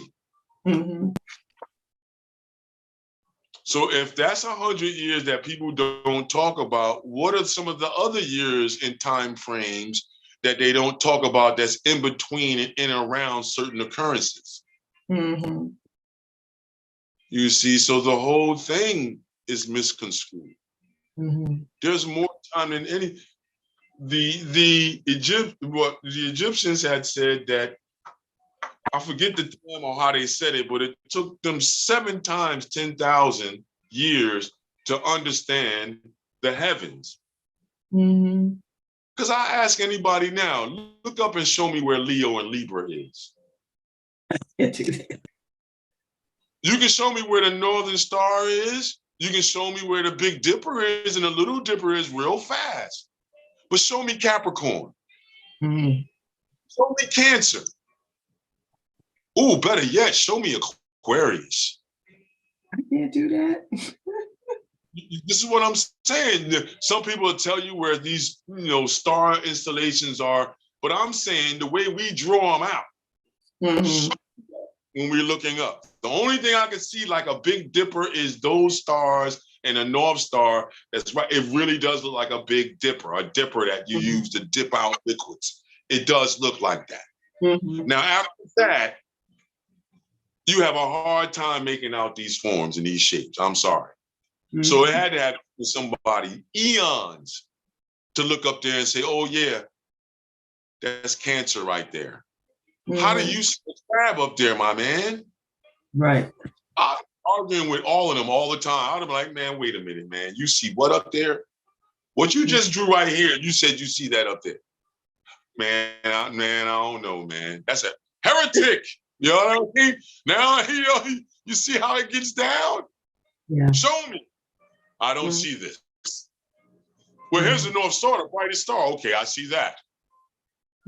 Show me Sagittarius.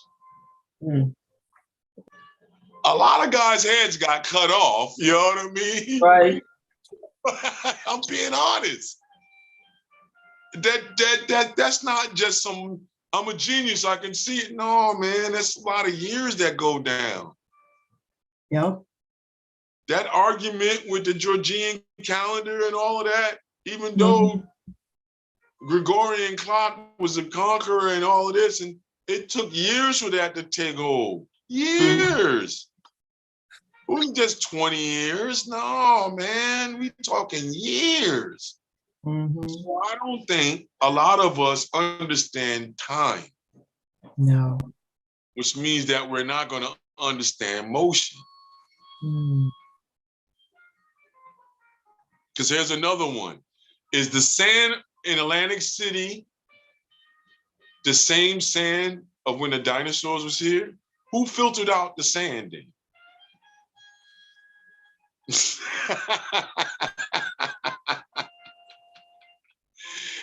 is that water that we call the Atlantic Ocean the same waters that was there in the beginning?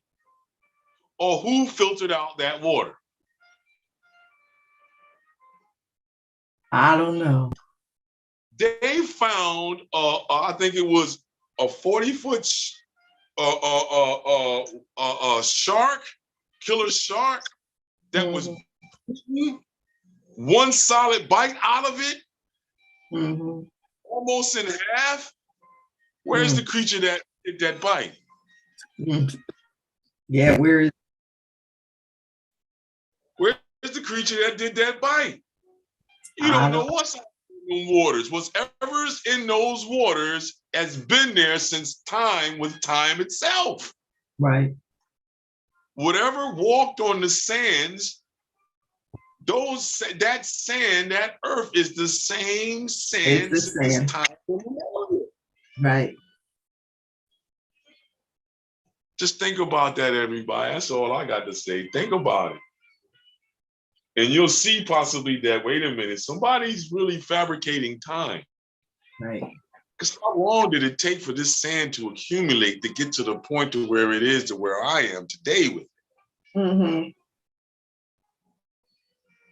If things is underneath the ocean, then what made the waters get so vast to where it covered things thousands of feet underneath water? To where did that water come from? But this is what I'm saying. Yeah, we know it evaporates and we got clouds. We got that stuff going on. And it's constant. If we understand the biospheric movements, if we lose in art, then we understand that water never really changes. It just transforms and transforms back into its original state. Right. So from condensation and all the way up to back down, it's a revolving door for water. So is it really that the water is different, or is it recycled, or what's going on? Is that the same water? And then I asked a lot of hydro specialists that idea, and they just get quiet because it's a hard one to say. Or so are you saying that the hydration and rain cycles is filtering the waters and changing the waters? How so? How so? Because the only change that's going down is the pollutants that's going in. And even that is not harming because that gets cycled out. Yeah. So then how powerful are these waters then? That you're 80%? Yeah. 70% water, supposedly. Right. Yeah. And all that's from art, everybody. I don't want you to think I'm sitting around reading history books. No, if you really sit back and try to observe and use deductive reasoning. This is how you can get to a better diet, everybody. Use deductive reasoning. What did they do before the 1900s? They drank water. No, I'm just saying in general, your lifestyle, your living, you was from the ground to your mouth. Salt of the earth idea. No pre-manufactured foods. You cooked every night. Now, all right, let's take it before then. When you were out there roaming around, when you was in controlled environments. Now, what was you off the trees? Yes, but then you would only eat basically one time a day. And that will be upon finishing of work. You may have a little snack in between what we call lunch now, but technically you ate one time a day, especially if you was moving across a terrain. Right. So then now when you got to where the nighttime came or the sun was out of your environment, and you was dealing with darkness now, you did what? Right before then, you would eat, and then everybody would go and have bivouac. Yeah. You would eat the day's catch and then go to bed. Mm-hmm. You would wake up. You had to go catch it. Right. So in the morning when you woke up, you wasn't having breakfast per se. Right. You would have whatever was left over from last night. Mm-hmm. It up to clean up the bivouac site to get out of there, to move to your next location. So technically, you only really ate one time a day. Mm-hmm. And then how were you eating it? You wasn't frying it until you got to the Westerners that was starting to collect, animal fat to that idea like that. Mm-hmm. But before then, it would be what? Open air roasting of everything you eat. You roasted everything. Yep. Unless you smoked it. Some stuff you smoked. Smoked it so it lasts longer. Yeah, but that's when you got together and you formulating communities now, and now you have a certain area that's underneath your control now. You ain't got to move now. Mm-hmm. Mm-hmm. I'm talking about before we got to that point where people are moving. Mm-hmm. If you look at that idea of that type of movement, you only ate once a day. You didn't have time to do what we're doing right now, which is a colonialist diet, which is 3 squares a day. Based upon, right, you didn't eat 3 squares a day. You ate once a day. You ate at the end of the day. And sometimes that would be around what time? 5, in between 5 and maybe 7, 6 o'clock. Before it started to get dark. Yeah. And then you already had that fire going to keep you warm with the sleep. Hopefully you got that fire going. Yeah. Some people ate it what? Raw. Yeah. That means they would take a piece of meat and have it sun dry. Yeah. On top of their whatever they were walking around in or with. Mm-hmm. And when it got turned into jerky, you're eating it. Mm-hmm. That's your reserve if you didn't find anything to eat or any wildlife to catch. Then now you would preserve a small portion of a thigh. Mm-hmm. Or guess what? You didn't know the terrain as you're moving to be able to know what plants to eat in the next terrain. Yeah. Or what animals that you can possibly eat in that next terrain. Mm-hmm. Art is very deep, man. Art is the whole connection. Because think about how many different trinkets and tools that you've seen made out of animal remains. Mm-hmm. If that's not art, what is? Oh, I got something to show you. Hold on, I'll come back. Mm-hmm. Man, you got ladders of animals that were used, intestines of animals that was used, stomachs of animals that was used, mammalian and amphibian, and aerial. They use parts of these animals to store and to use things. They use them. You can use an animal's claw, tooth. You know what I mean? Any type of calcium deposit as a weapon or as a device of destruction. Heck, the worst one that I've ever seen is when, there you go. Yep. The worst one I've seen is when they have this fan in Hawaii that's laced with shark teeth. Mm-hmm. And used it as a device in battle. Mm-hmm. So they would use it as a device that would slash and cut lower extremities and midpoint extremities. Mm-hmm. Just think about it, a shark's tooth, and how sharp when you encounter a shark's tooth on the beach or something it is. Now, you not only went around the beach to collect up all the different size shark bone or shark teeth, you've done went ahead They figured out how to put holes in it to take twine and wrap it around something to use it as a device of destruction or protection. Henceforth, you got those bow and arrows. Well, yeah, we didn't even get to those yet. The flint, stone, arrows. I'm just talking using animal parts. There's a history of people using animal parts for fighting and defense and destruction. Right. Using the horns from different animals, the femur bone or the hip bone of certain animals, tendons and body parts of certain animals as devices of destruction or protection. You know what I mean? You got to think, how did they even get to that idea to use it? Well, yeah, you can see how the animal is using its horns, right, and its teeth. Okay, cool. But then how did you get to the point where you're going to use the intestines? It was left over from a meal. To eat in it.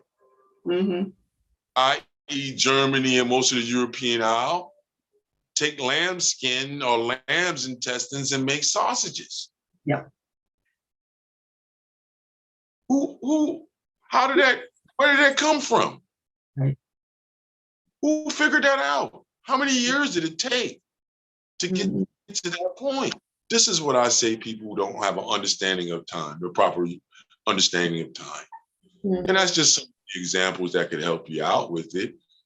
As soon as somebody says they understand time, okay, show me where Cancer is up there in the stars. Let's go there first. You can show me all of that, and you're gonna know some things on the ground.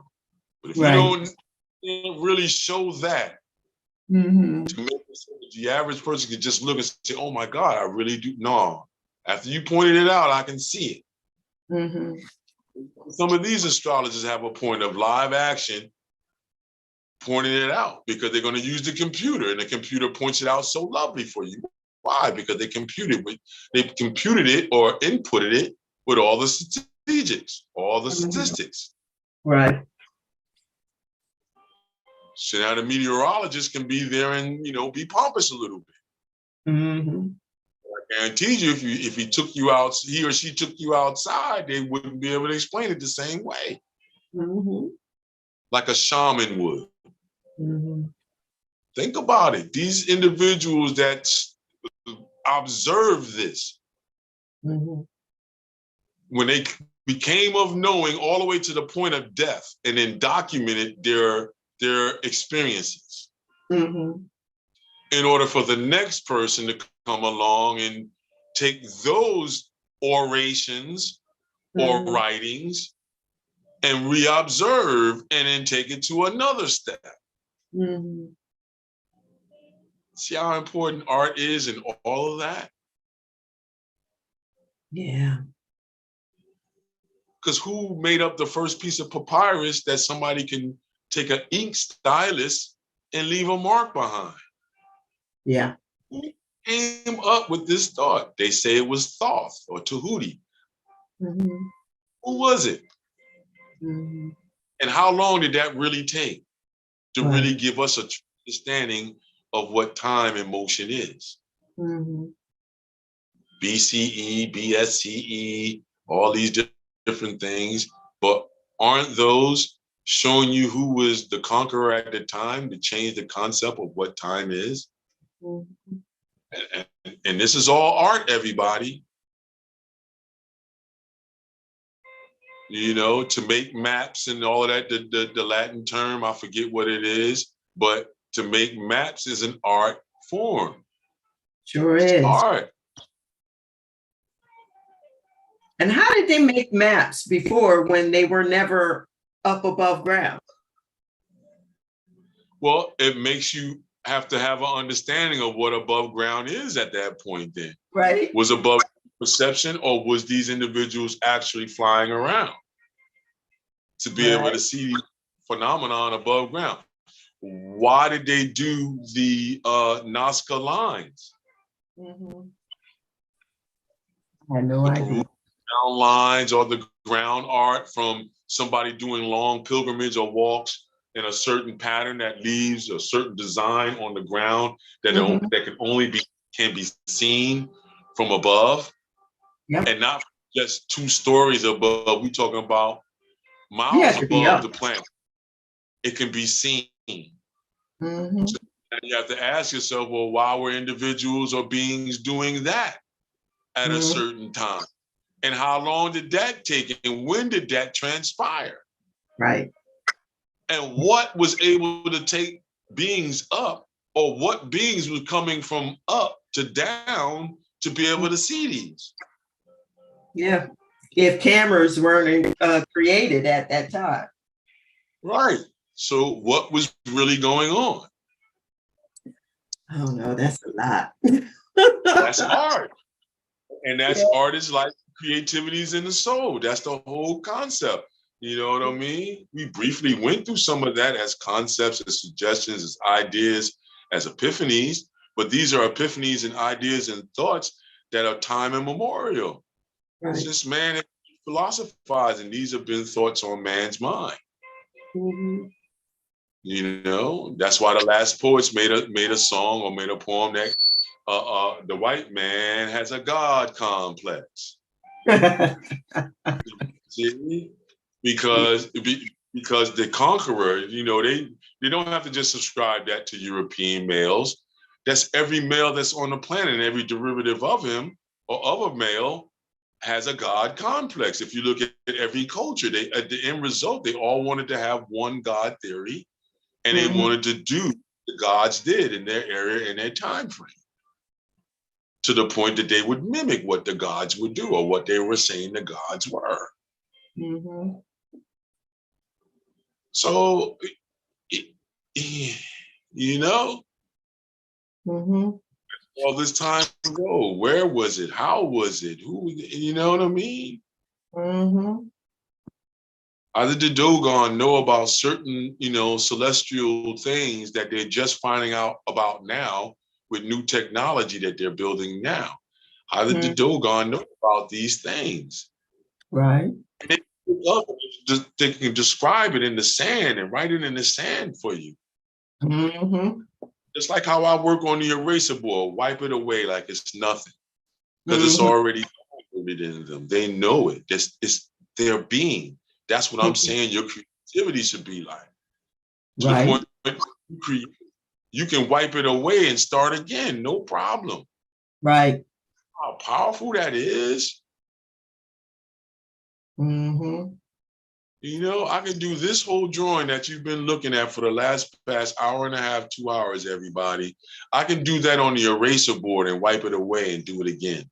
And guarantee you it won't look the same. Won't look the same. Nope. So yeah, everybody, we won with a half an hour over. That's great. All we did is conversate. Good footage for our, you know, blog. You know what I mean? When you down, and hopefully everybody will have the same ideas, or not the same, but be able to take these conversations that we have, or we're going to be having, and use them to possibly challenge what you think about your surroundings. You know, read at your surroundings if you're 50 and over, and say, is this world as I perceived it, or is there something else going on that I'm not aware of? The under theory, hey, is this stuff really real? Right. Are these like, is it really 7, you know, different colors? And that's that make everything? Is black and white really real, or perceptions? Is black, white, and gray real, or just perceptions? Wow. You see, a lot of things you can, because in the Chinese and Japanese cultures, they say it's more than 7. They count black, white, and gray as a color. You see? Yeah. In certain things, we didn't look at white as light. We looked at white as death. Yeah. And darkness as light, as life. Isn't that something?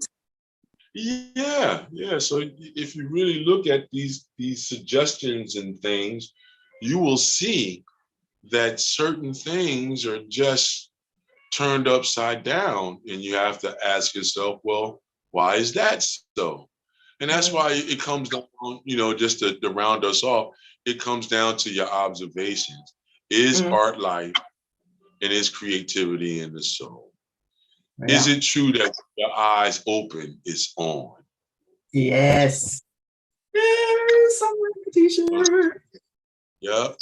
Is it really true that for 24/7, 365, you should keep creating? Yes. Do these things hold true for you? Ask yourself those questions and just look around. I mean, I'm starting to see online where a lot of these art individuals now is talking about the same things we've been talking about for at least a year and a half, almost 2 years now. I wonder why. Yeah, because they have no choice. You have to start talking about the realities of what art holds true for man and mankind. You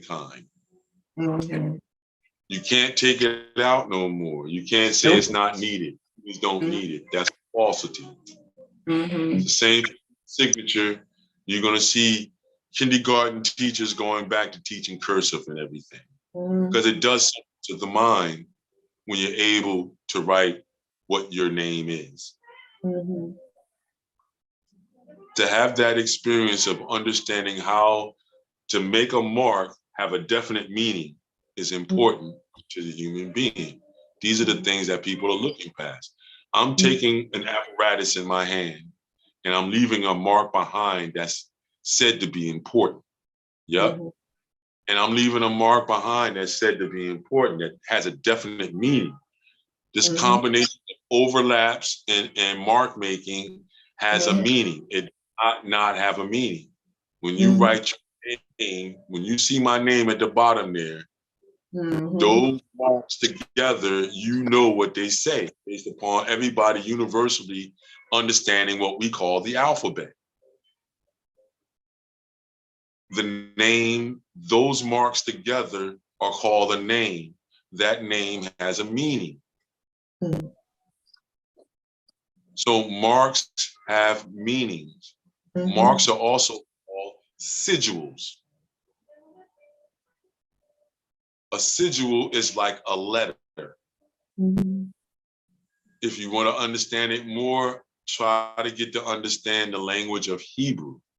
They say Greek or Hebrew language is the language of energy or fire, they say. And then they also said that now you can check this on your own, everybody that's going to listen to this and see this, that they said underneath the right conditions and a microscope, they've been able to microly go down to the level and look at the epidermis and everything and the firing sequences of the brain.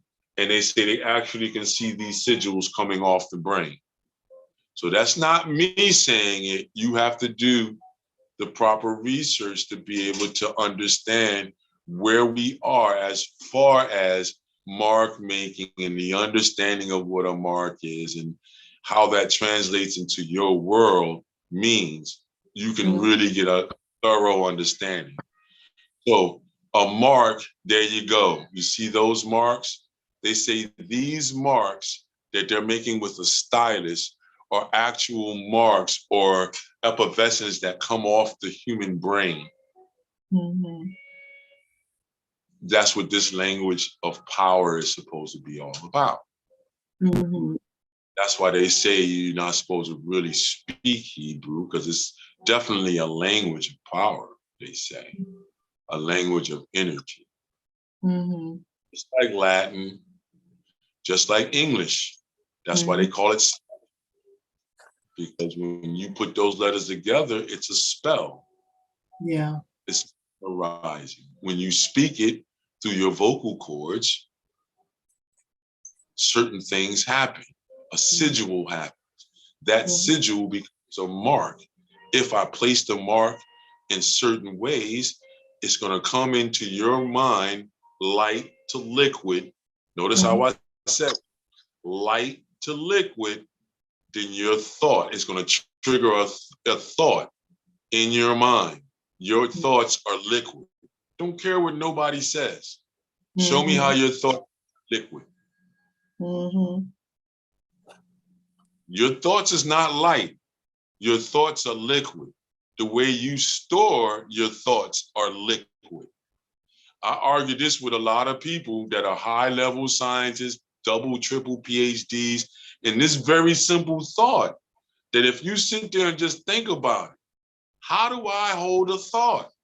What is my brain really doing?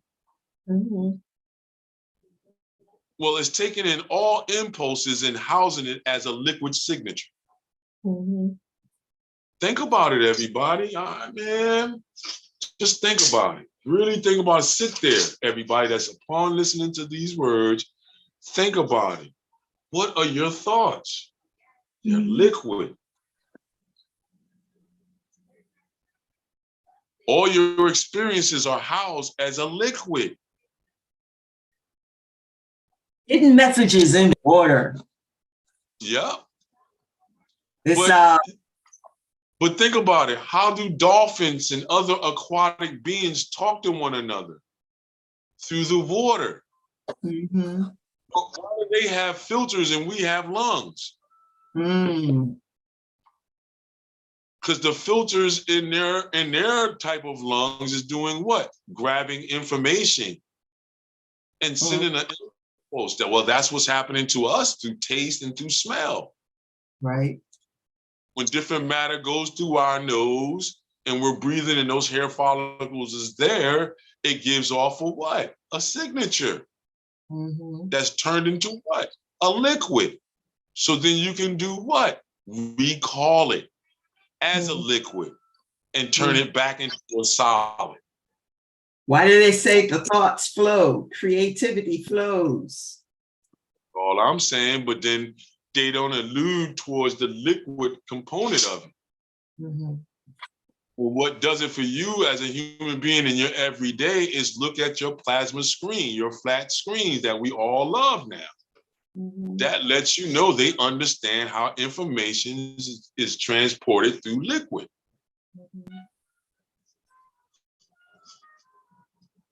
Now, how are premonitions and all of this stuff stored in liquid? That's the next part of it. That's what they're trying to figure out now. How do you input a thought into the liquid and how is it extracted?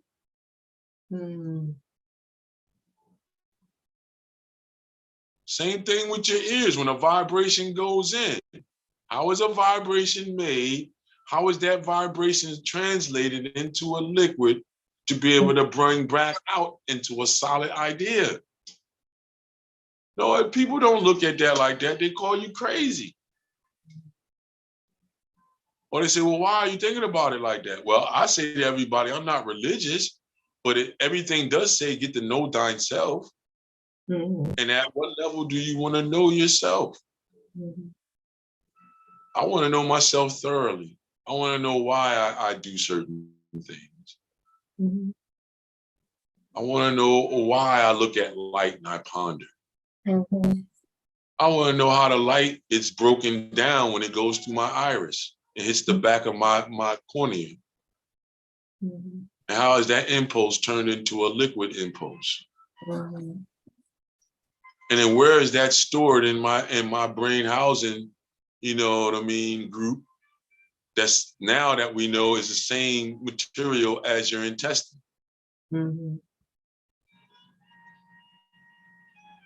So now you know you got two brains. Definitely got two brains. You got more brains than that, but you got two brains. Your lower intestine and the one above your waist, above the waters, above everything. Why they say trust your gut? Right.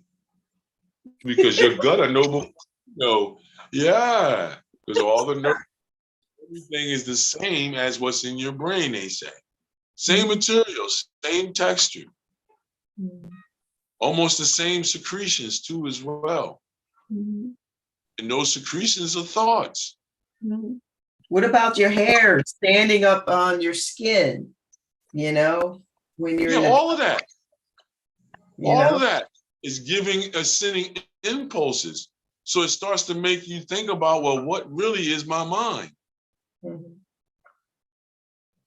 Or what really is my brain? Is it really about consciousness? Well, what is consciousness at that point? Yeah, what is consciousness? Yeah, this is the whole thing. It is all going through understanding and analyzing art at that point. Right. And that's how all this stuff was figured out. When people say no, I say, well, why do you have a drawing and a diagram of it then? Mhm. If it wasn't figured out through art? Right. Why did Tesla draw things out then? Why do we have these old books with drawings of plants that existed at certain time periods to be able to say Why this plant, don't eat Why this did Da plant. Vinci draw the human body? Right. Why did Da Vinci draw all those dead bodies that we saw? Right. We don't see nobody drawing an actual fetus in a womb. This is what he did. Mm-hmm. And that's art. Mm-hmm. And it ain't until people get in enclosed environments and say, well, how did he get a functioning womb that he can look into up until the last trimester? Mm-hmm. Yeah, you see, look at the drawings in that book. When they have them on display at the Philadelphia Museum, I looked at that book and I was like, whoa, whoa, whoa, whoa. Mm-hmm. This is deeper than what you think. This is way deeper than Vitruvian Mel, everybody. Mm-hmm. This guy was really looking at dead bodies. When they looked at a horse, that horse was really hanging in a space somewhere, deteriorating while they're cutting each layer off so you can see and they can draw. Mm-hmm. How many of us is doing that right now to be able to draw? We all perceive what the inside looks like. We're not really looking at what the inside's. Yeah, look at that. And you have to ask how much of that was real and how much of that was his imagination. Yeah. He's got notes and everything written there that he would have special Latin notes the way he would write backwards and upside down, all that good stuff. Mm-hmm. Look at those drawings though. Mm-hmm. How much is a real thing that he was experiencing, he was having, looking at a real fetus in a womb dissected, or how much of that was his imagination? Mm-hmm. Yep. This image is courtesy of LeonardoDaVinci.net. Yep. But you have to ask yourself, how many cadavers did he look at? Mm. Did he have underneath his possession? Right. To be able to see that phenomenon, to be able to relay that information to you and I and everyone else. Yeah, I don't know. Oh, yeah, you know, if you look at those books, there's certain things you can't perceive that was seen in that book. Yeah. That lets you know that he had to have been looking at and dissecting a lot of cadavers. Mm-hmm.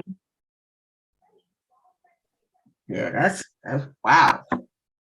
Yeah, after you think about it, right? After you deduct the reason in it, right?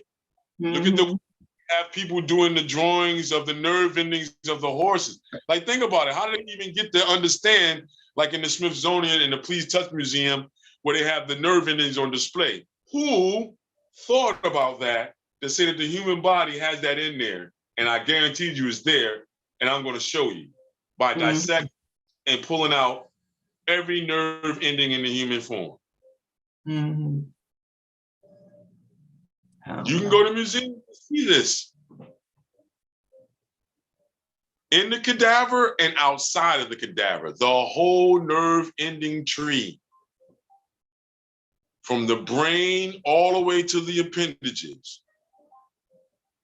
And they have it in that formaldehyde water too as well, just sitting there floating. Mm-hmm. In stasis forever for you to be able to see how many nerve endings is possibly in a human form. Because I still say you didn't get them all. You couldn't have got them all. You got a large amount of them, yes. Right. But you didn't. You didn't get them all. It's just too many for you all. So you got all the major ones and some of the subsidiaries you can get from around organs like the liver and the kidneys and everything. It's all from art, everybody. Understanding how the creation was created. Yeah, it's there. I can go on for hours on this, Nadine. We can record for hours, man. Hours. We need to be on Twitch. Actually, we are on Twitch. I need to change the title. Hey. Sorry for talking art. Yeah. Because if we didn't talk art, would we be where we're at in society right now? No. And we need to be talking more. And that's what I end with asking people when I do speaks on it. You got to ask yourself, and I ask the whole crowd, even if it's just two people, I ask them, if art wasn't life and creativity was in the soul, would we be where we're at as a society today? And I'm not just talking about American, Russian, I'm talking about as human beings. Will we be where we're at as beings right now if art wasn't a part of the human experience? I would say no. I would say we probably would be something else. I don't know what that something else would be. Right. You know what I mean? Because in order to do what we do, you have to manipulate materials. You have to manipulate matter. So before that point, if it's all auditory, then look at the power in that. They're moving things with just speaking. Something we do on a minuscule level, or some things we do in an interverse level. I can't really look at that piece of paper that everybody's looking at and says, move now, paper. And if that paper was to move and I say move now, you would look at me differently. You'd be like, wait a minute, Don, wait a minute. I need to see you do that. Wait a minute. You'll probably break your day to come over here and be like, nah, Don, I need to see you do that. Where was you sitting at? Where was the camera? What happened? What happened? I didn't see that. You're be coming at my neck. Nah, Don, I ain't trying to hear all that pleasantry you trying to talk. Where was everything at? And I sit there and say what you said and do what you did. Move now, paper. And it has to move the same way. If it don't, then you're gonna say I'm fraudulent. There's a trick. Right. That was the issue with figuring out magic. And it's an alchemy at that point. Can you make things move with just mind? It's still being contested to this day. And that's the auditory realm. That's the realm where we didn't do no writing, they say. We just spoke things into existence. So imagine that era. And how long was that era? Before we succumb to the writing. Could there have been the era when they were using sound to float things? Because we prove now that everything has its own vibration. If you know the vibratory chord that item is at, you can float it if you use that vibratory chord. It's a known fact now. So that means that before we was writing, that's possibly how things were getting done.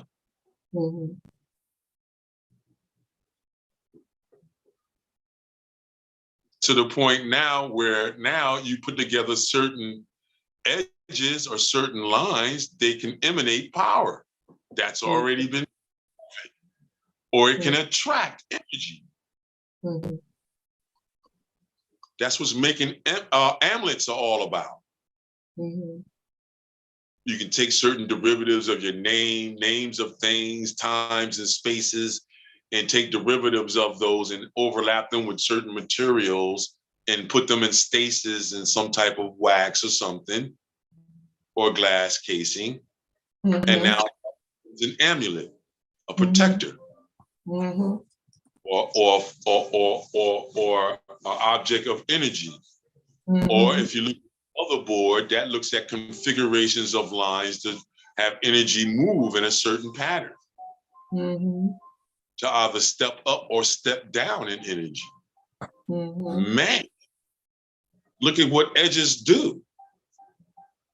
You can take your graphite pencil, everybody, and if you have electrodes around you of some type of way, you can do a real dense graphite line from one end of your paper to the other, put electrodes on either end, and you'll watch a current. You can have a current go through that graphite.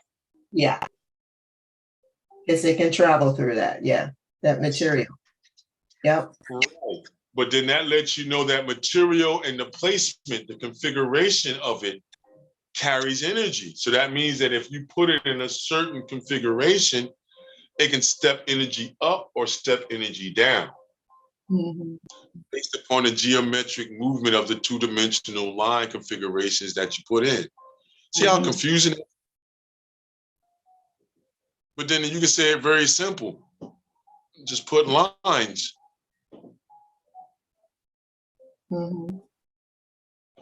Connect the lines to electrodes, depending upon what the material is. If it can hold the current's going to ride through it. So graphite pencils show you that, because most computer boards and stuff like that use graphite.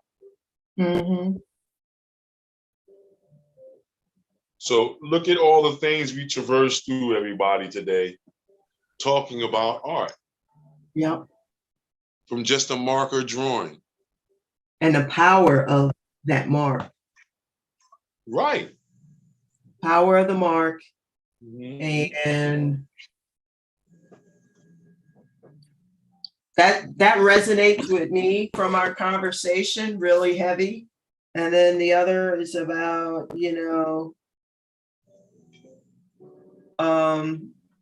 how art holds true for mankind. That one was a strong one. Yeah. You wouldn't have things.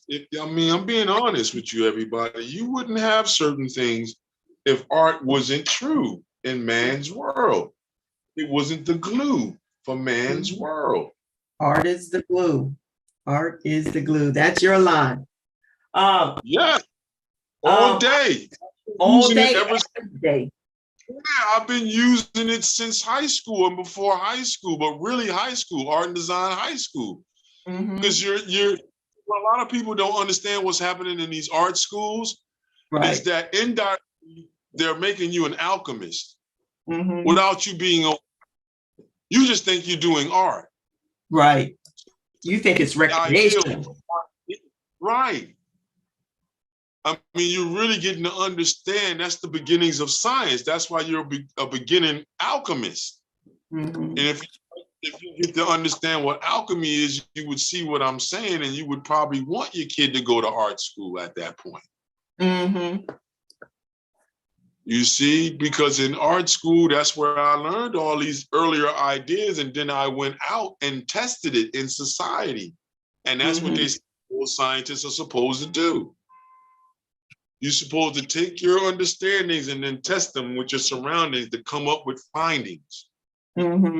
Support the thought or the going consensus. Right.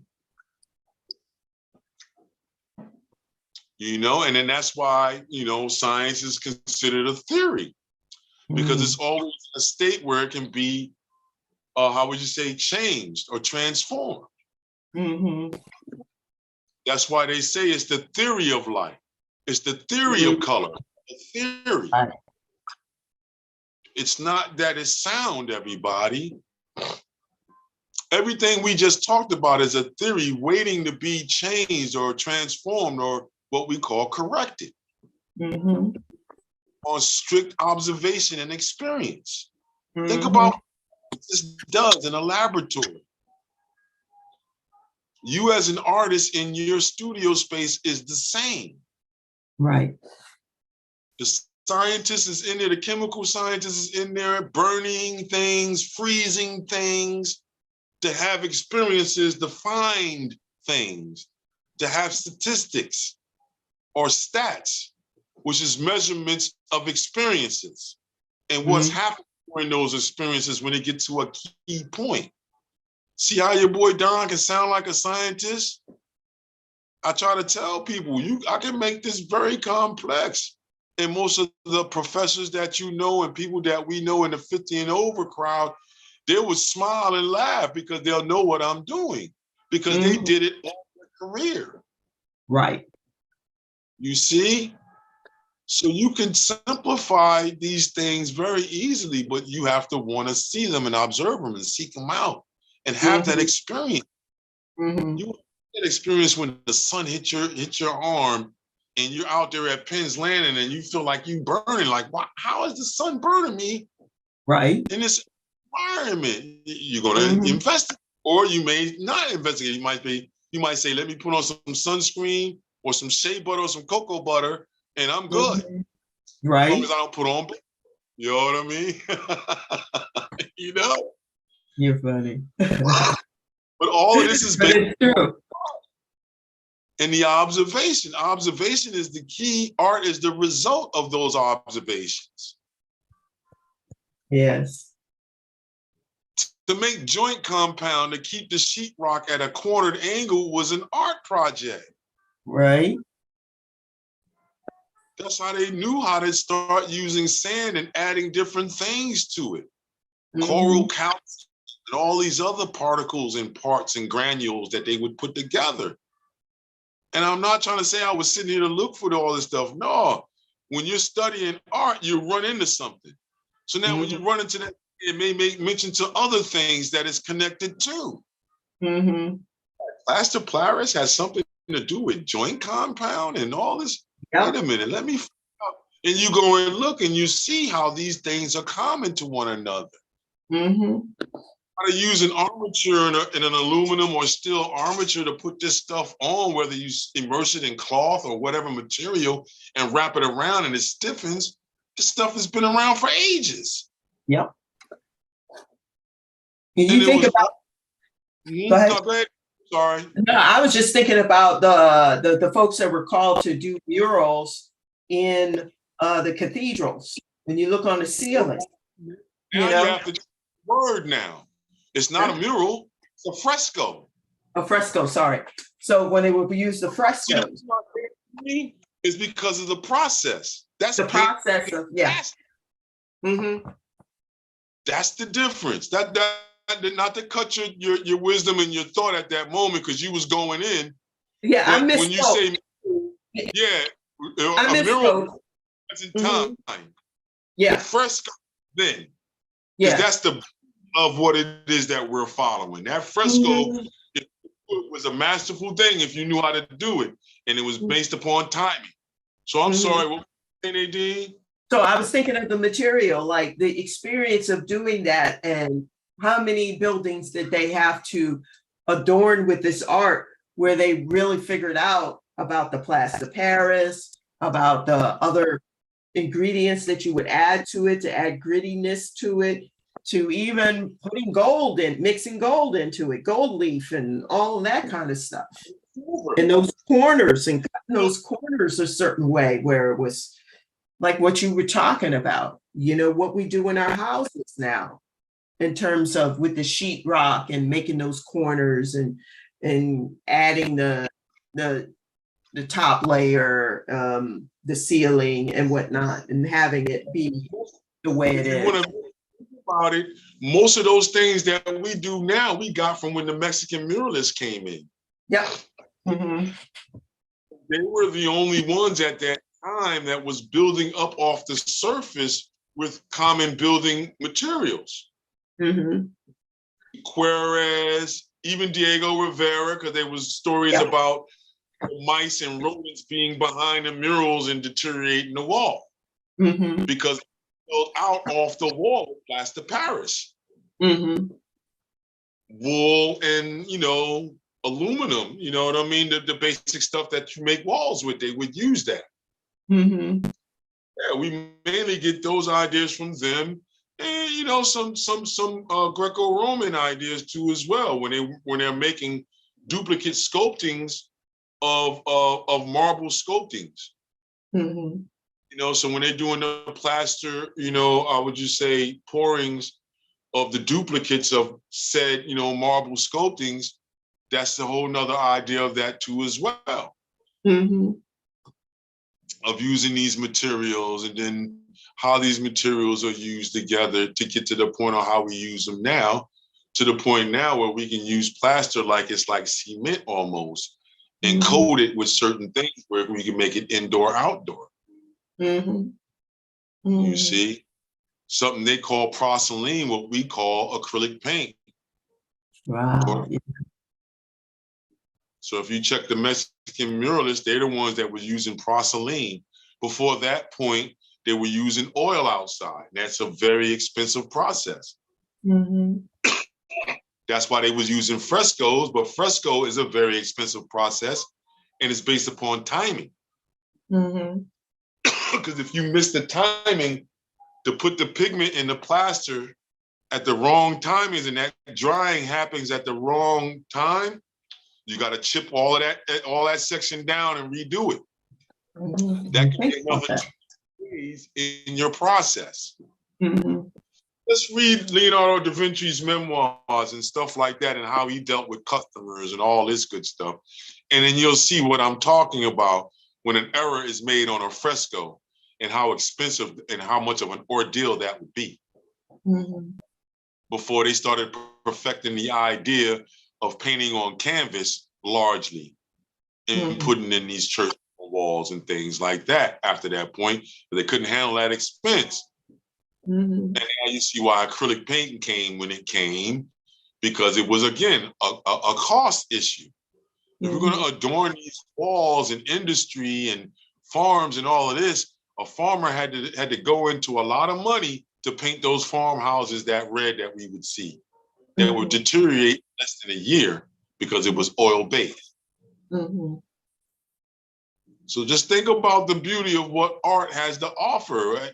And that's just the minimum, the beginnings of what art did for color and materials. Because until that point, everything was a costly thing to cover with white. That's why everything was just covered with white and black. Or some greens were used, and definitely a lot of different reds were used. But all of that stuff was oil-based, very expensive. And then the resins that you would have to use, incorporate on top of that to keep it from cracking and all the stuff that we admire now, that back then was in decoration when the wall would crack. That was something you didn't want, but now we use it as decoration. We call it crackle paint, right? You can buy some Carlisle. Yeah. And they call it what? Distressed surfaces now. Yeah. Whereas at one point you didn't want to see that. That meant that it was poor. It was, no, man, I don't want that. Now it's the look. Now it's a style. It's stressed material. It's prefabricated. It's a derivative of some art that went bad that looked cool over time.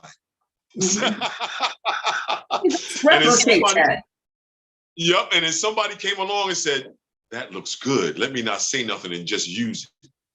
Yeah, I can use oxidation to change paint and the texture of paint. Now, if you look in art, you have errors where people started using the reaction of paint as a painting style. And that's what starts the fibers and textiles and textural idea of paint. So excuse us for talking art, everybody. I mean, dang. Sorry. We're sorry.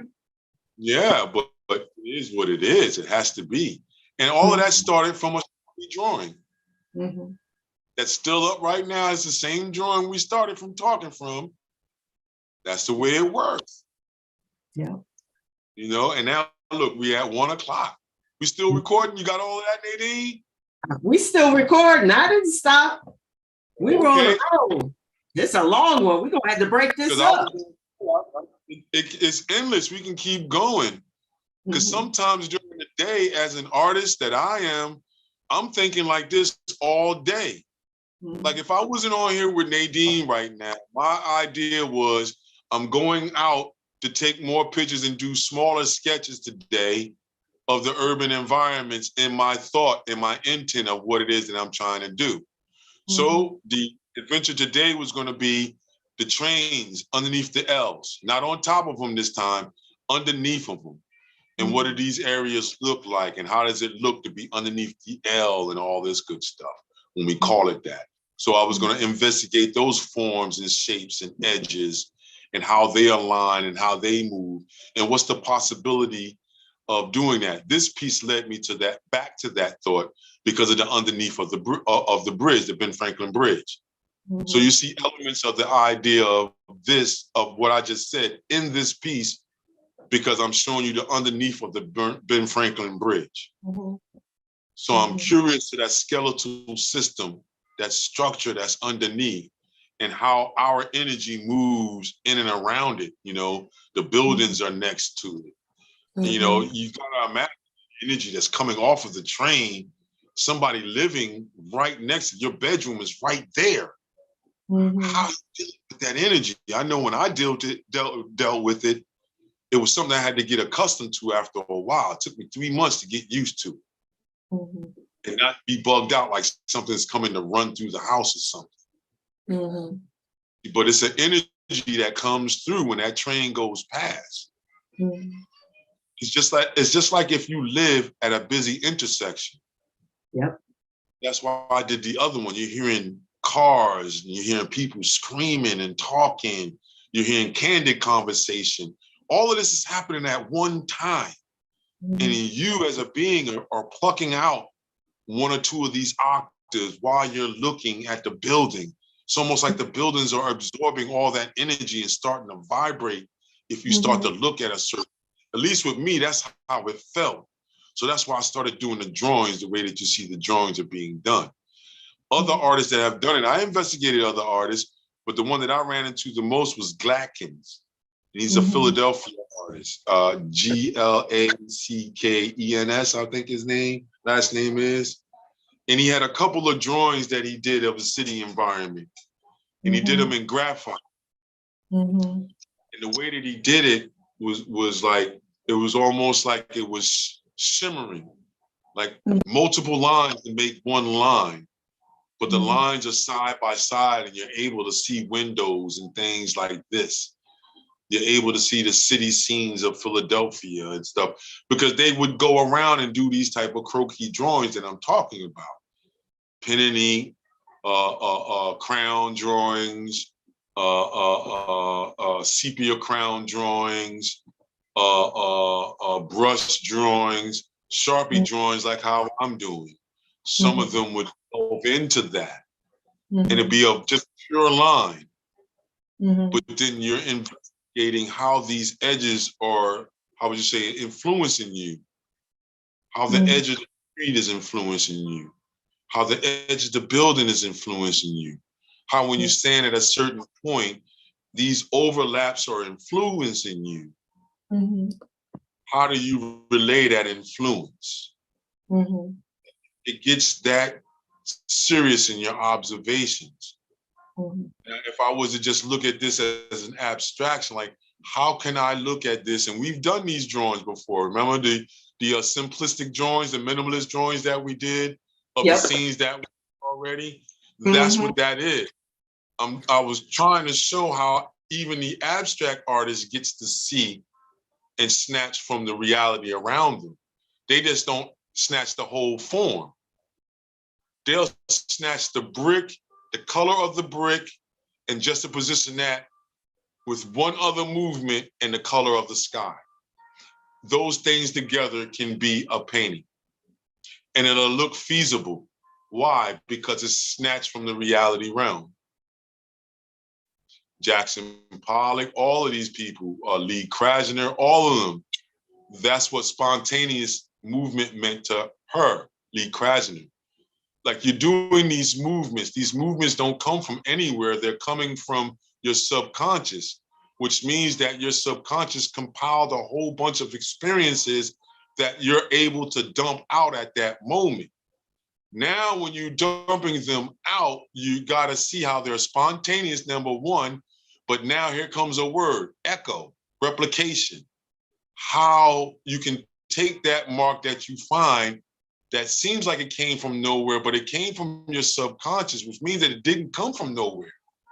It came from a compilation of different experiences to get to that mark that you're exposing to us. Now you're replicating it all over the surface. That replication is going to show us something. So now this is how an idea comes from the reality realm and goes into being subjective rather than objective. Because now it's talking about your reaction to the environment rather than your observation of the environment. Now, your observation of the environment can go into that mode too as well. I.e., once again, if I'm looking at the drawing that I got, I can just take a half or a quarter of the buildings and use that sequence of squares and everything and movement, and now expand that to a 9-foot surface, and now I have an abstraction. It can be more like Mondrian at that point. I can make it look like Connect 4 at that point. You see how ideas come from the understanding of observations of what man's results are to be able to come up with either a subjective or objective equation. It's really that, and if you look at a lot of abstract art, you'll see what it is that I'm saying. Especially the abstract expressionists when they were when a lot of it was coming out of New York. They're looking at all types of reactions in the society. They're looking at how billboards are deconstructed to come to constructivism. They're applying the additive and subtractive idea of construction to destroy and build. These are the ideas that was coming out of just looking at how they were dealing with billboards in New York City. Motherwell and all these other artists, Diebenkorn, all these other artists, they're looking at reactions around them, and that's how you start getting to installations and what they would call whereas you would recreate an instance that happened in time and space. This is where all these things come from, observations of, man's world and extrapolation.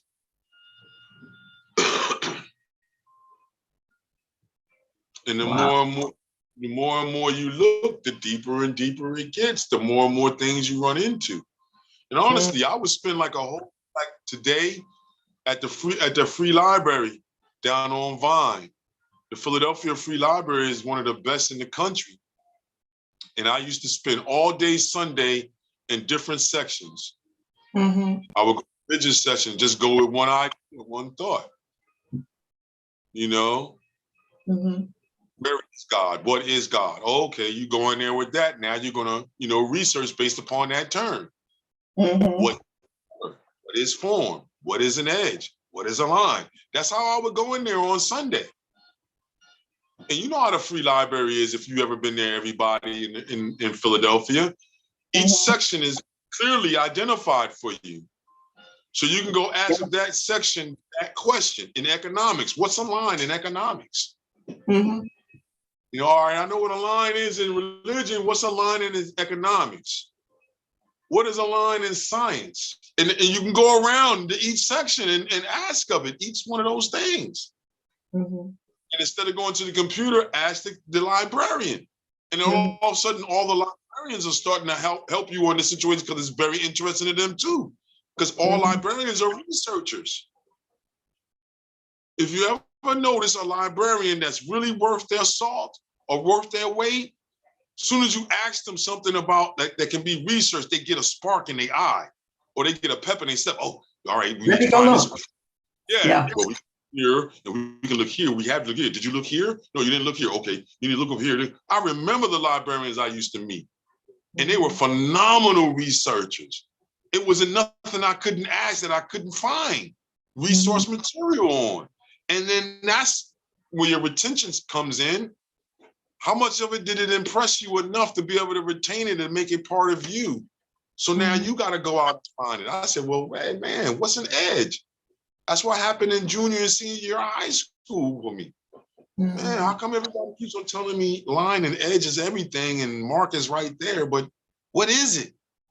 So when I was in New York as a kid, I would just go to the library. You know, Saturday afternoon sometimes, go for an hour, hour and a half. When I got older, when I can go by myself. Because sometimes, you know, mom's tired. Saturday's a convalescence day. It's a domestication day. You're washing clothes and you, come on. You know, so I'm not going to sit here and say that, oh, yes, my mother was. No, it wasn't like that. When I had a couple of hours after we did what we did, I would go to the library, the local library. And it wasn't until I got older and get, like I said, I got to college that now I found a free library in Philadelphia. Once I found the free library, I went berserko. Now I found it when I was going for my associate's degree, Burlington County College, but they had a pretty good library.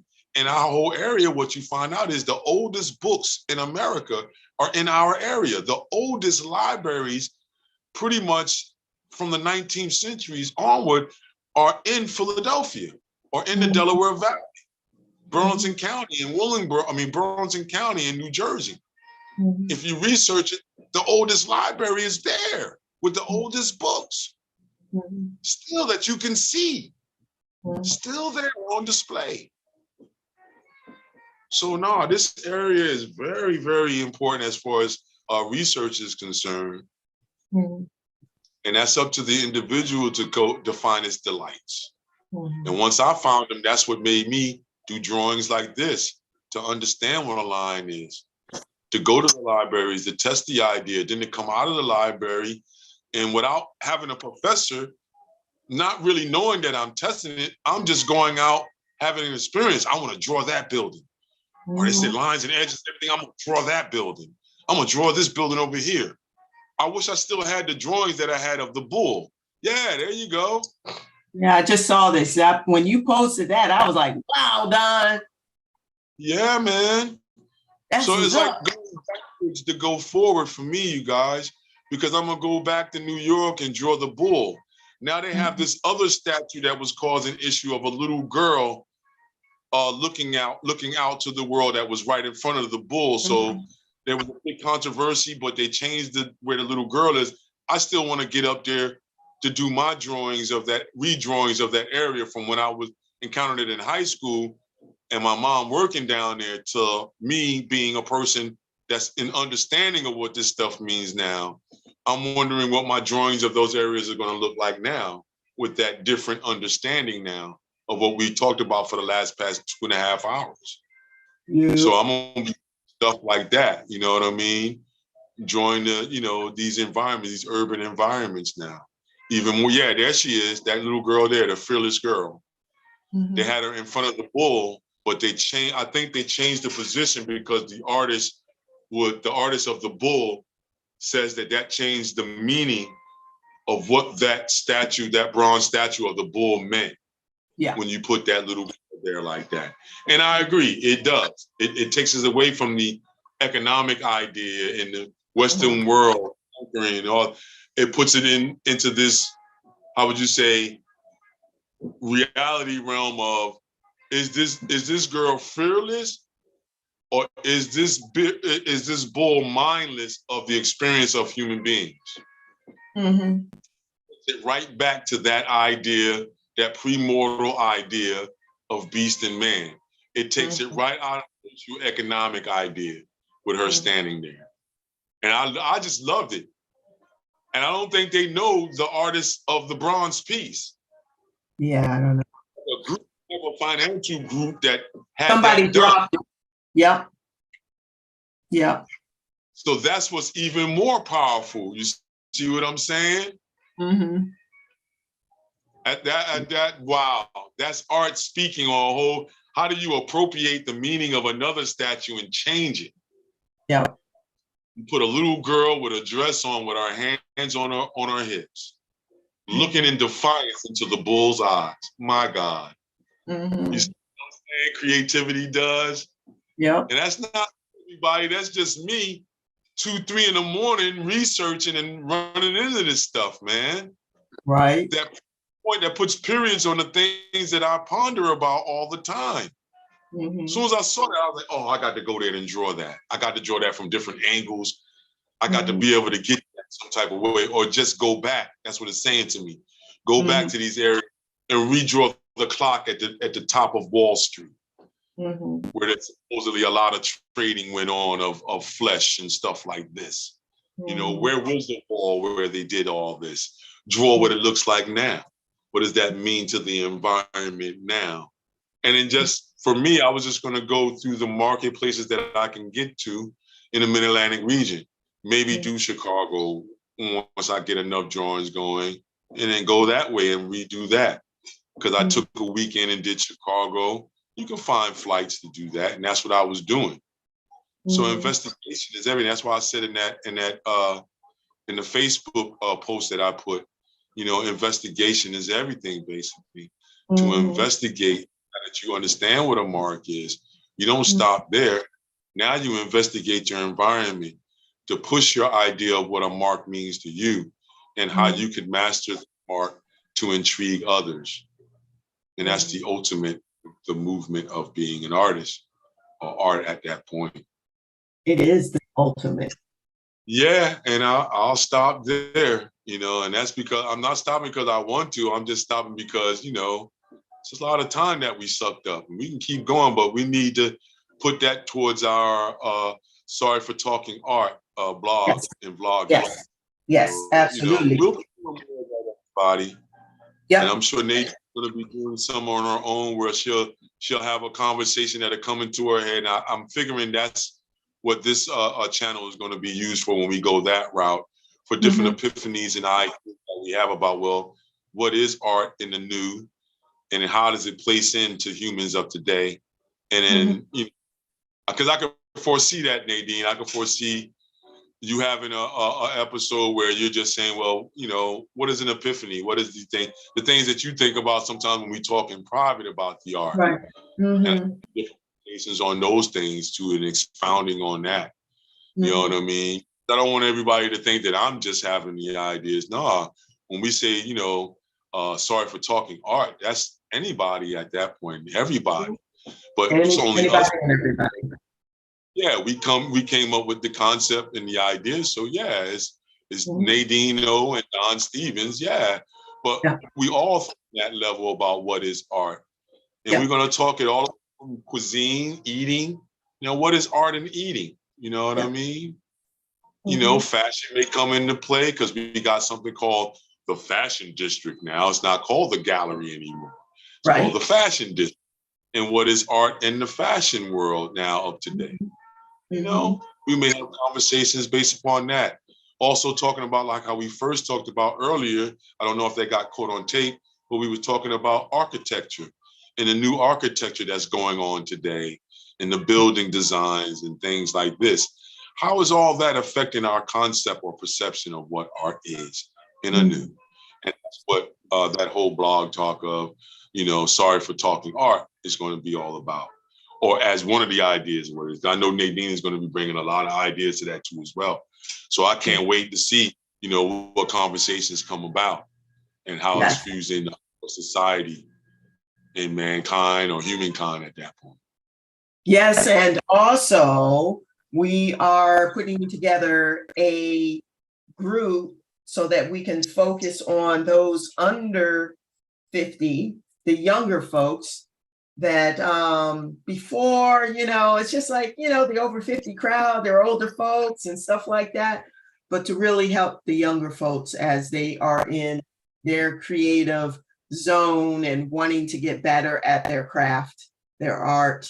And that's called Under 50 Theory. Yep. So that means now it doesn't mean, you know, a certain segment. That means everybody all the way down to like 8. Yep. So if you have kids that were like, oh, you can't really join the group because it's really for seniors, No, we're getting more people that are asking about it, and the more we listened, and we're working that out, and basically we'll probably go live on the page of Yeah, we Let's just Take gotta It All. And then the group we will be having the discussions and sharing other little tidbits. That's what I was thinking. And I want to hear from other folks, how they feel about it. Yeah, that would be pertinent to individuals that's under 50, what art means to a person all the way down to 8 years old and all the way through to preteen, teen, pre-adolescent, adolescence, and so forth and so forth. Yes. So what does art mean as a developmental, and how are we going to work that with Let's Paint and Draw Along under 50? You know, it's the same way, except for now it's a different thought process. You know what I mean? Different theory. Theory. Yeah. That's all it is. Even though there'll be some similarities to the over 50, under 50, but you'll definitely see that there's a difference in approach with dealing with somebody 50 before you deal with them before they get to over 50. Yes. So so stay tuned. We're starting to get that together. And so any of your younger nieces, nephews, sons, daughters, have them come over. Great nephews, you know what I mean? What's that? The step parent, what's the other one? The godparent, godparent. Yes, because our goal is to get everybody creating. Right. And have them keep creating. You see, that's all. Keep creating, everybody. That's what we're trying to say. Creating. You have no choice. You have no choice. It's part of the human experience. Don't make us go back into our own revelations and start saying it all over. We'll be on here for another 3 hours, everybody. Another 3 hours. This was a wonderful 3 hours of conversation that was flowing, and we just didn't stop. We just kept going, and it was all inspired by this flow, this liquid flow of creativity from the work that you posted and shared with our group, and brought us to where we are today. And it's inspiring.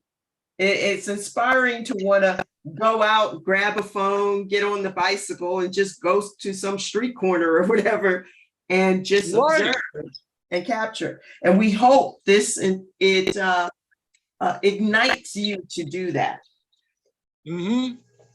That's all I have to say. It's going to ignite me to go to the Italian market to see all that energy, the Reading Terminal. You see, now I can go and have a sandwich and eat. You know what I mean? And pull out the sketchbook. Yeah, and that's markers. Renderings the whole time. So look forward to that, everybody. I'll be doing those type of spaces and places and things. And I appreciate you all, family, friend, and admirers that admire these drawings. Thank you very much to some of the professors. You, Nadine, thanks a lot for admiring these and understanding where I'm trying to go with some of the expressions that we are able to, how would you say, suggest to us. So like how you wanted to when you sent me an email or that messenger. Sure, next week we may pick a picture from your last trip, and then we'll do I'm excited. Marker. We'll do something like that. I hope I'm pointing in the right direction. But we'll do something like that, and it'll just prove to you, it was in this direction. Prove to you that even when you go on vacation, you can actually capture a moment and share that experience, recreating that, live it again, and just, it becomes an extension of you, not just a moment, I went on that trip and now it's over. You can relive it by looking at what you have recreated, that capturing that moment. And when you look at it, you're probably smelling the air. You remember how it smelled, how the air felt, the moisture in the air, all of that. So because the mind, we're not going to go back in there. We're going to keep going. How about this, Nadine? How about this? a challenge for everybody to go Okay. to an area and not take a photograph, but do a drawing of the area and see if you can recognize after you leave the area what area you was drawing. Drawing No challenge. camera, no shots, just all drawing. Can you depict the area like a camera or better than a camera with your particular mark so that anybody that looks can identify that area without you taking a photograph to further analyze that area? That's a deep challenge. Because a lot of times when I go out, I'll say I want to take my camera, but sometimes I'll forget it. Sometimes I question, is that my subconscious purposely doing that to me? And do it So with a marker? Are you saying do it with a marker and not a pencil? Yeah, a marker, a pen, if you can handle that risk, because there is no erasing with a marker or a pen. But then it frees you too, though. It can free. Yeah. Because it's just going to be there, but I got to keep going. Right. How am I going to cover it? How am I going to, diffuse it? How am I going to disguise that mark so it doesn't become more than what I want it to be? You can try to rub it. It ain't going to work. You know what I'm saying? So, if you want a real challenge, just pull that marker out. Just get a king size one like how I got. You see the tip on the king size one. You see the tip is pretty much just like, it just has more of the fluid inside of it. You see? Yeah, it looks the same as that, except for the canister is bigger. That's all. Yeah. And I wouldn't have to take out that many markers. I would just have to take out this one or two of these. Whereas with that one, I may have to take out 3 or 4 of those to keep going. So you notice with this one already, I've done like 15 drawings and it hasn't lost any power in it just yet. Nice, nice. And I got mine from Staples. Right, same here. Because you can get these bigger ones. Now, if you go to the art stores like Michael's might not have the bigger one, but Dick Blick will. Any paint store might have the bigger marker, like MAB paints, stuff like that. Home Depot or Lowe's paint department, they may have the big Sharpies in there every now and then. You'll definitely get the good big pencils in Home Depot or Lowe's, right at the painting department. Or sometimes they'll have the markers at the counters situations. They have the bigger markers. So try it out, everybody. And then buy the big thing of watercolor. Like I got the Speedball watercolor, academic as they call it, 140 pound. Comes in a packet of 100 sheets. So that 100 sheets is like, I think it's like 40, 50 bucks. But then this is where you can cut that in half if you want to, and then cut it in half again, and you'll have a 9 by 12 piece of paper. So if you ever want to economize at that level, buy the paper bigger in bulk, and then cut it down into those smaller sizes, and you'll see you'll have more paper. Another one that you can do, everybody, while we're adding that on to the back end of this is you can go to Staples or Office Max and buy what they call card stock. Yeah. I think this is what I have here. Well, that's what you got, but you can get it in, the white, there you go, ultra white, ultra brightness, things like that. You see, and then you see how thick that is, right, Nadine? Yeah, Wouldn't you say that's as a piece of watercolor paper, about 110 pound watercolor paper, possibly? About the same feel, yeah. Yeah, because when you can hear how hard it is. Right. Or you can buy the 11 by 17 one and then cut that one in half. Cut it in a 9 in the 8.5 point on the 11/7 on the 17 side, and then you have, instead of having 100 sheets, you'll have 200 sheets of paper.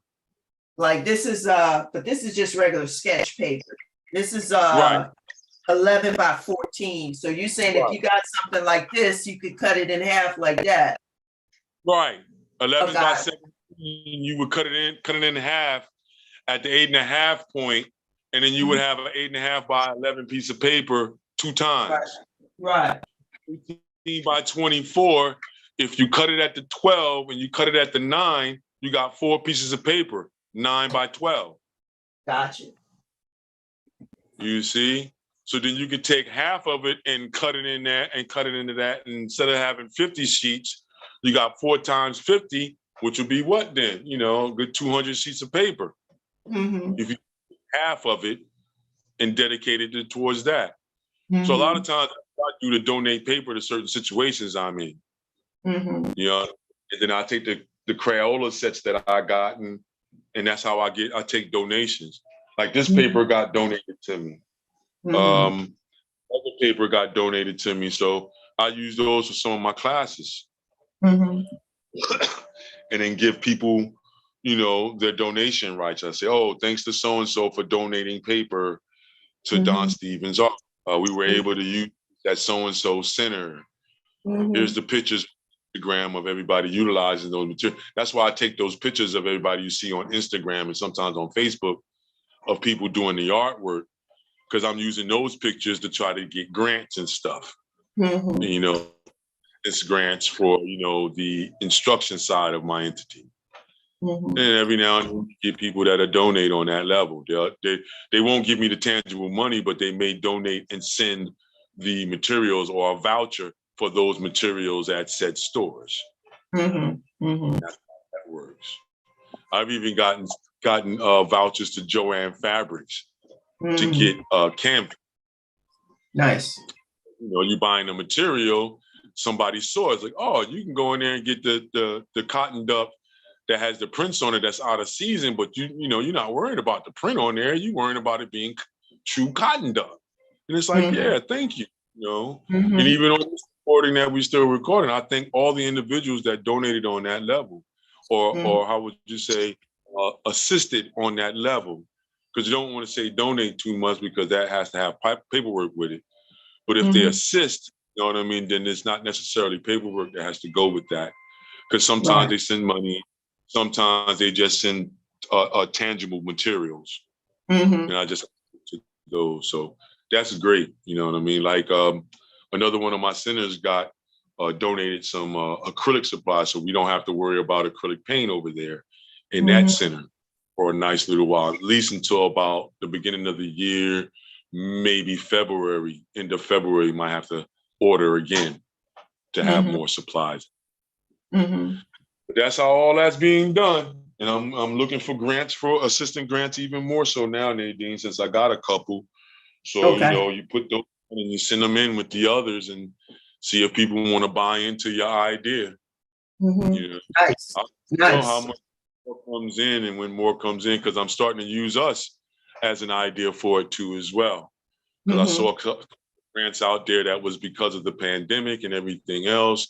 Did your entity, you know, turn towards, you know, the internet and doing what we're doing? And they have grants for that too as well that I saw. Nice. So it's just about how to write it up and things like that. And that's all I'm doing now. So today is all about going out with the marker now. You know what I mean? After we finish talking, go out with the marker and the camera. Yes. Yeah. Absolutely. Well, everybody, this was awesome. Thank you, Art Fam, for tuning in. You're watching this in the rebroadcast. What we want you to do is to give us a shout out in the chat section.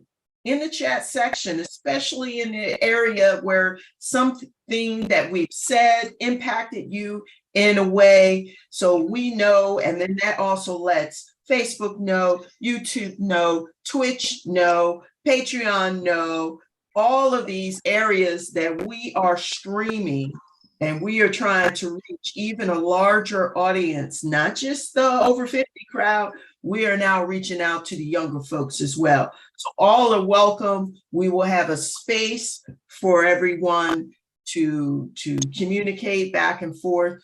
We hope to hear from you. Thank you. And thank you. I am Nadineo, and that is Don Stephens. And we want you to keep creating. Yeah. Keep creating. It's your right Yeah. to create. Thanks, everybody. Take it Take it easy. easy.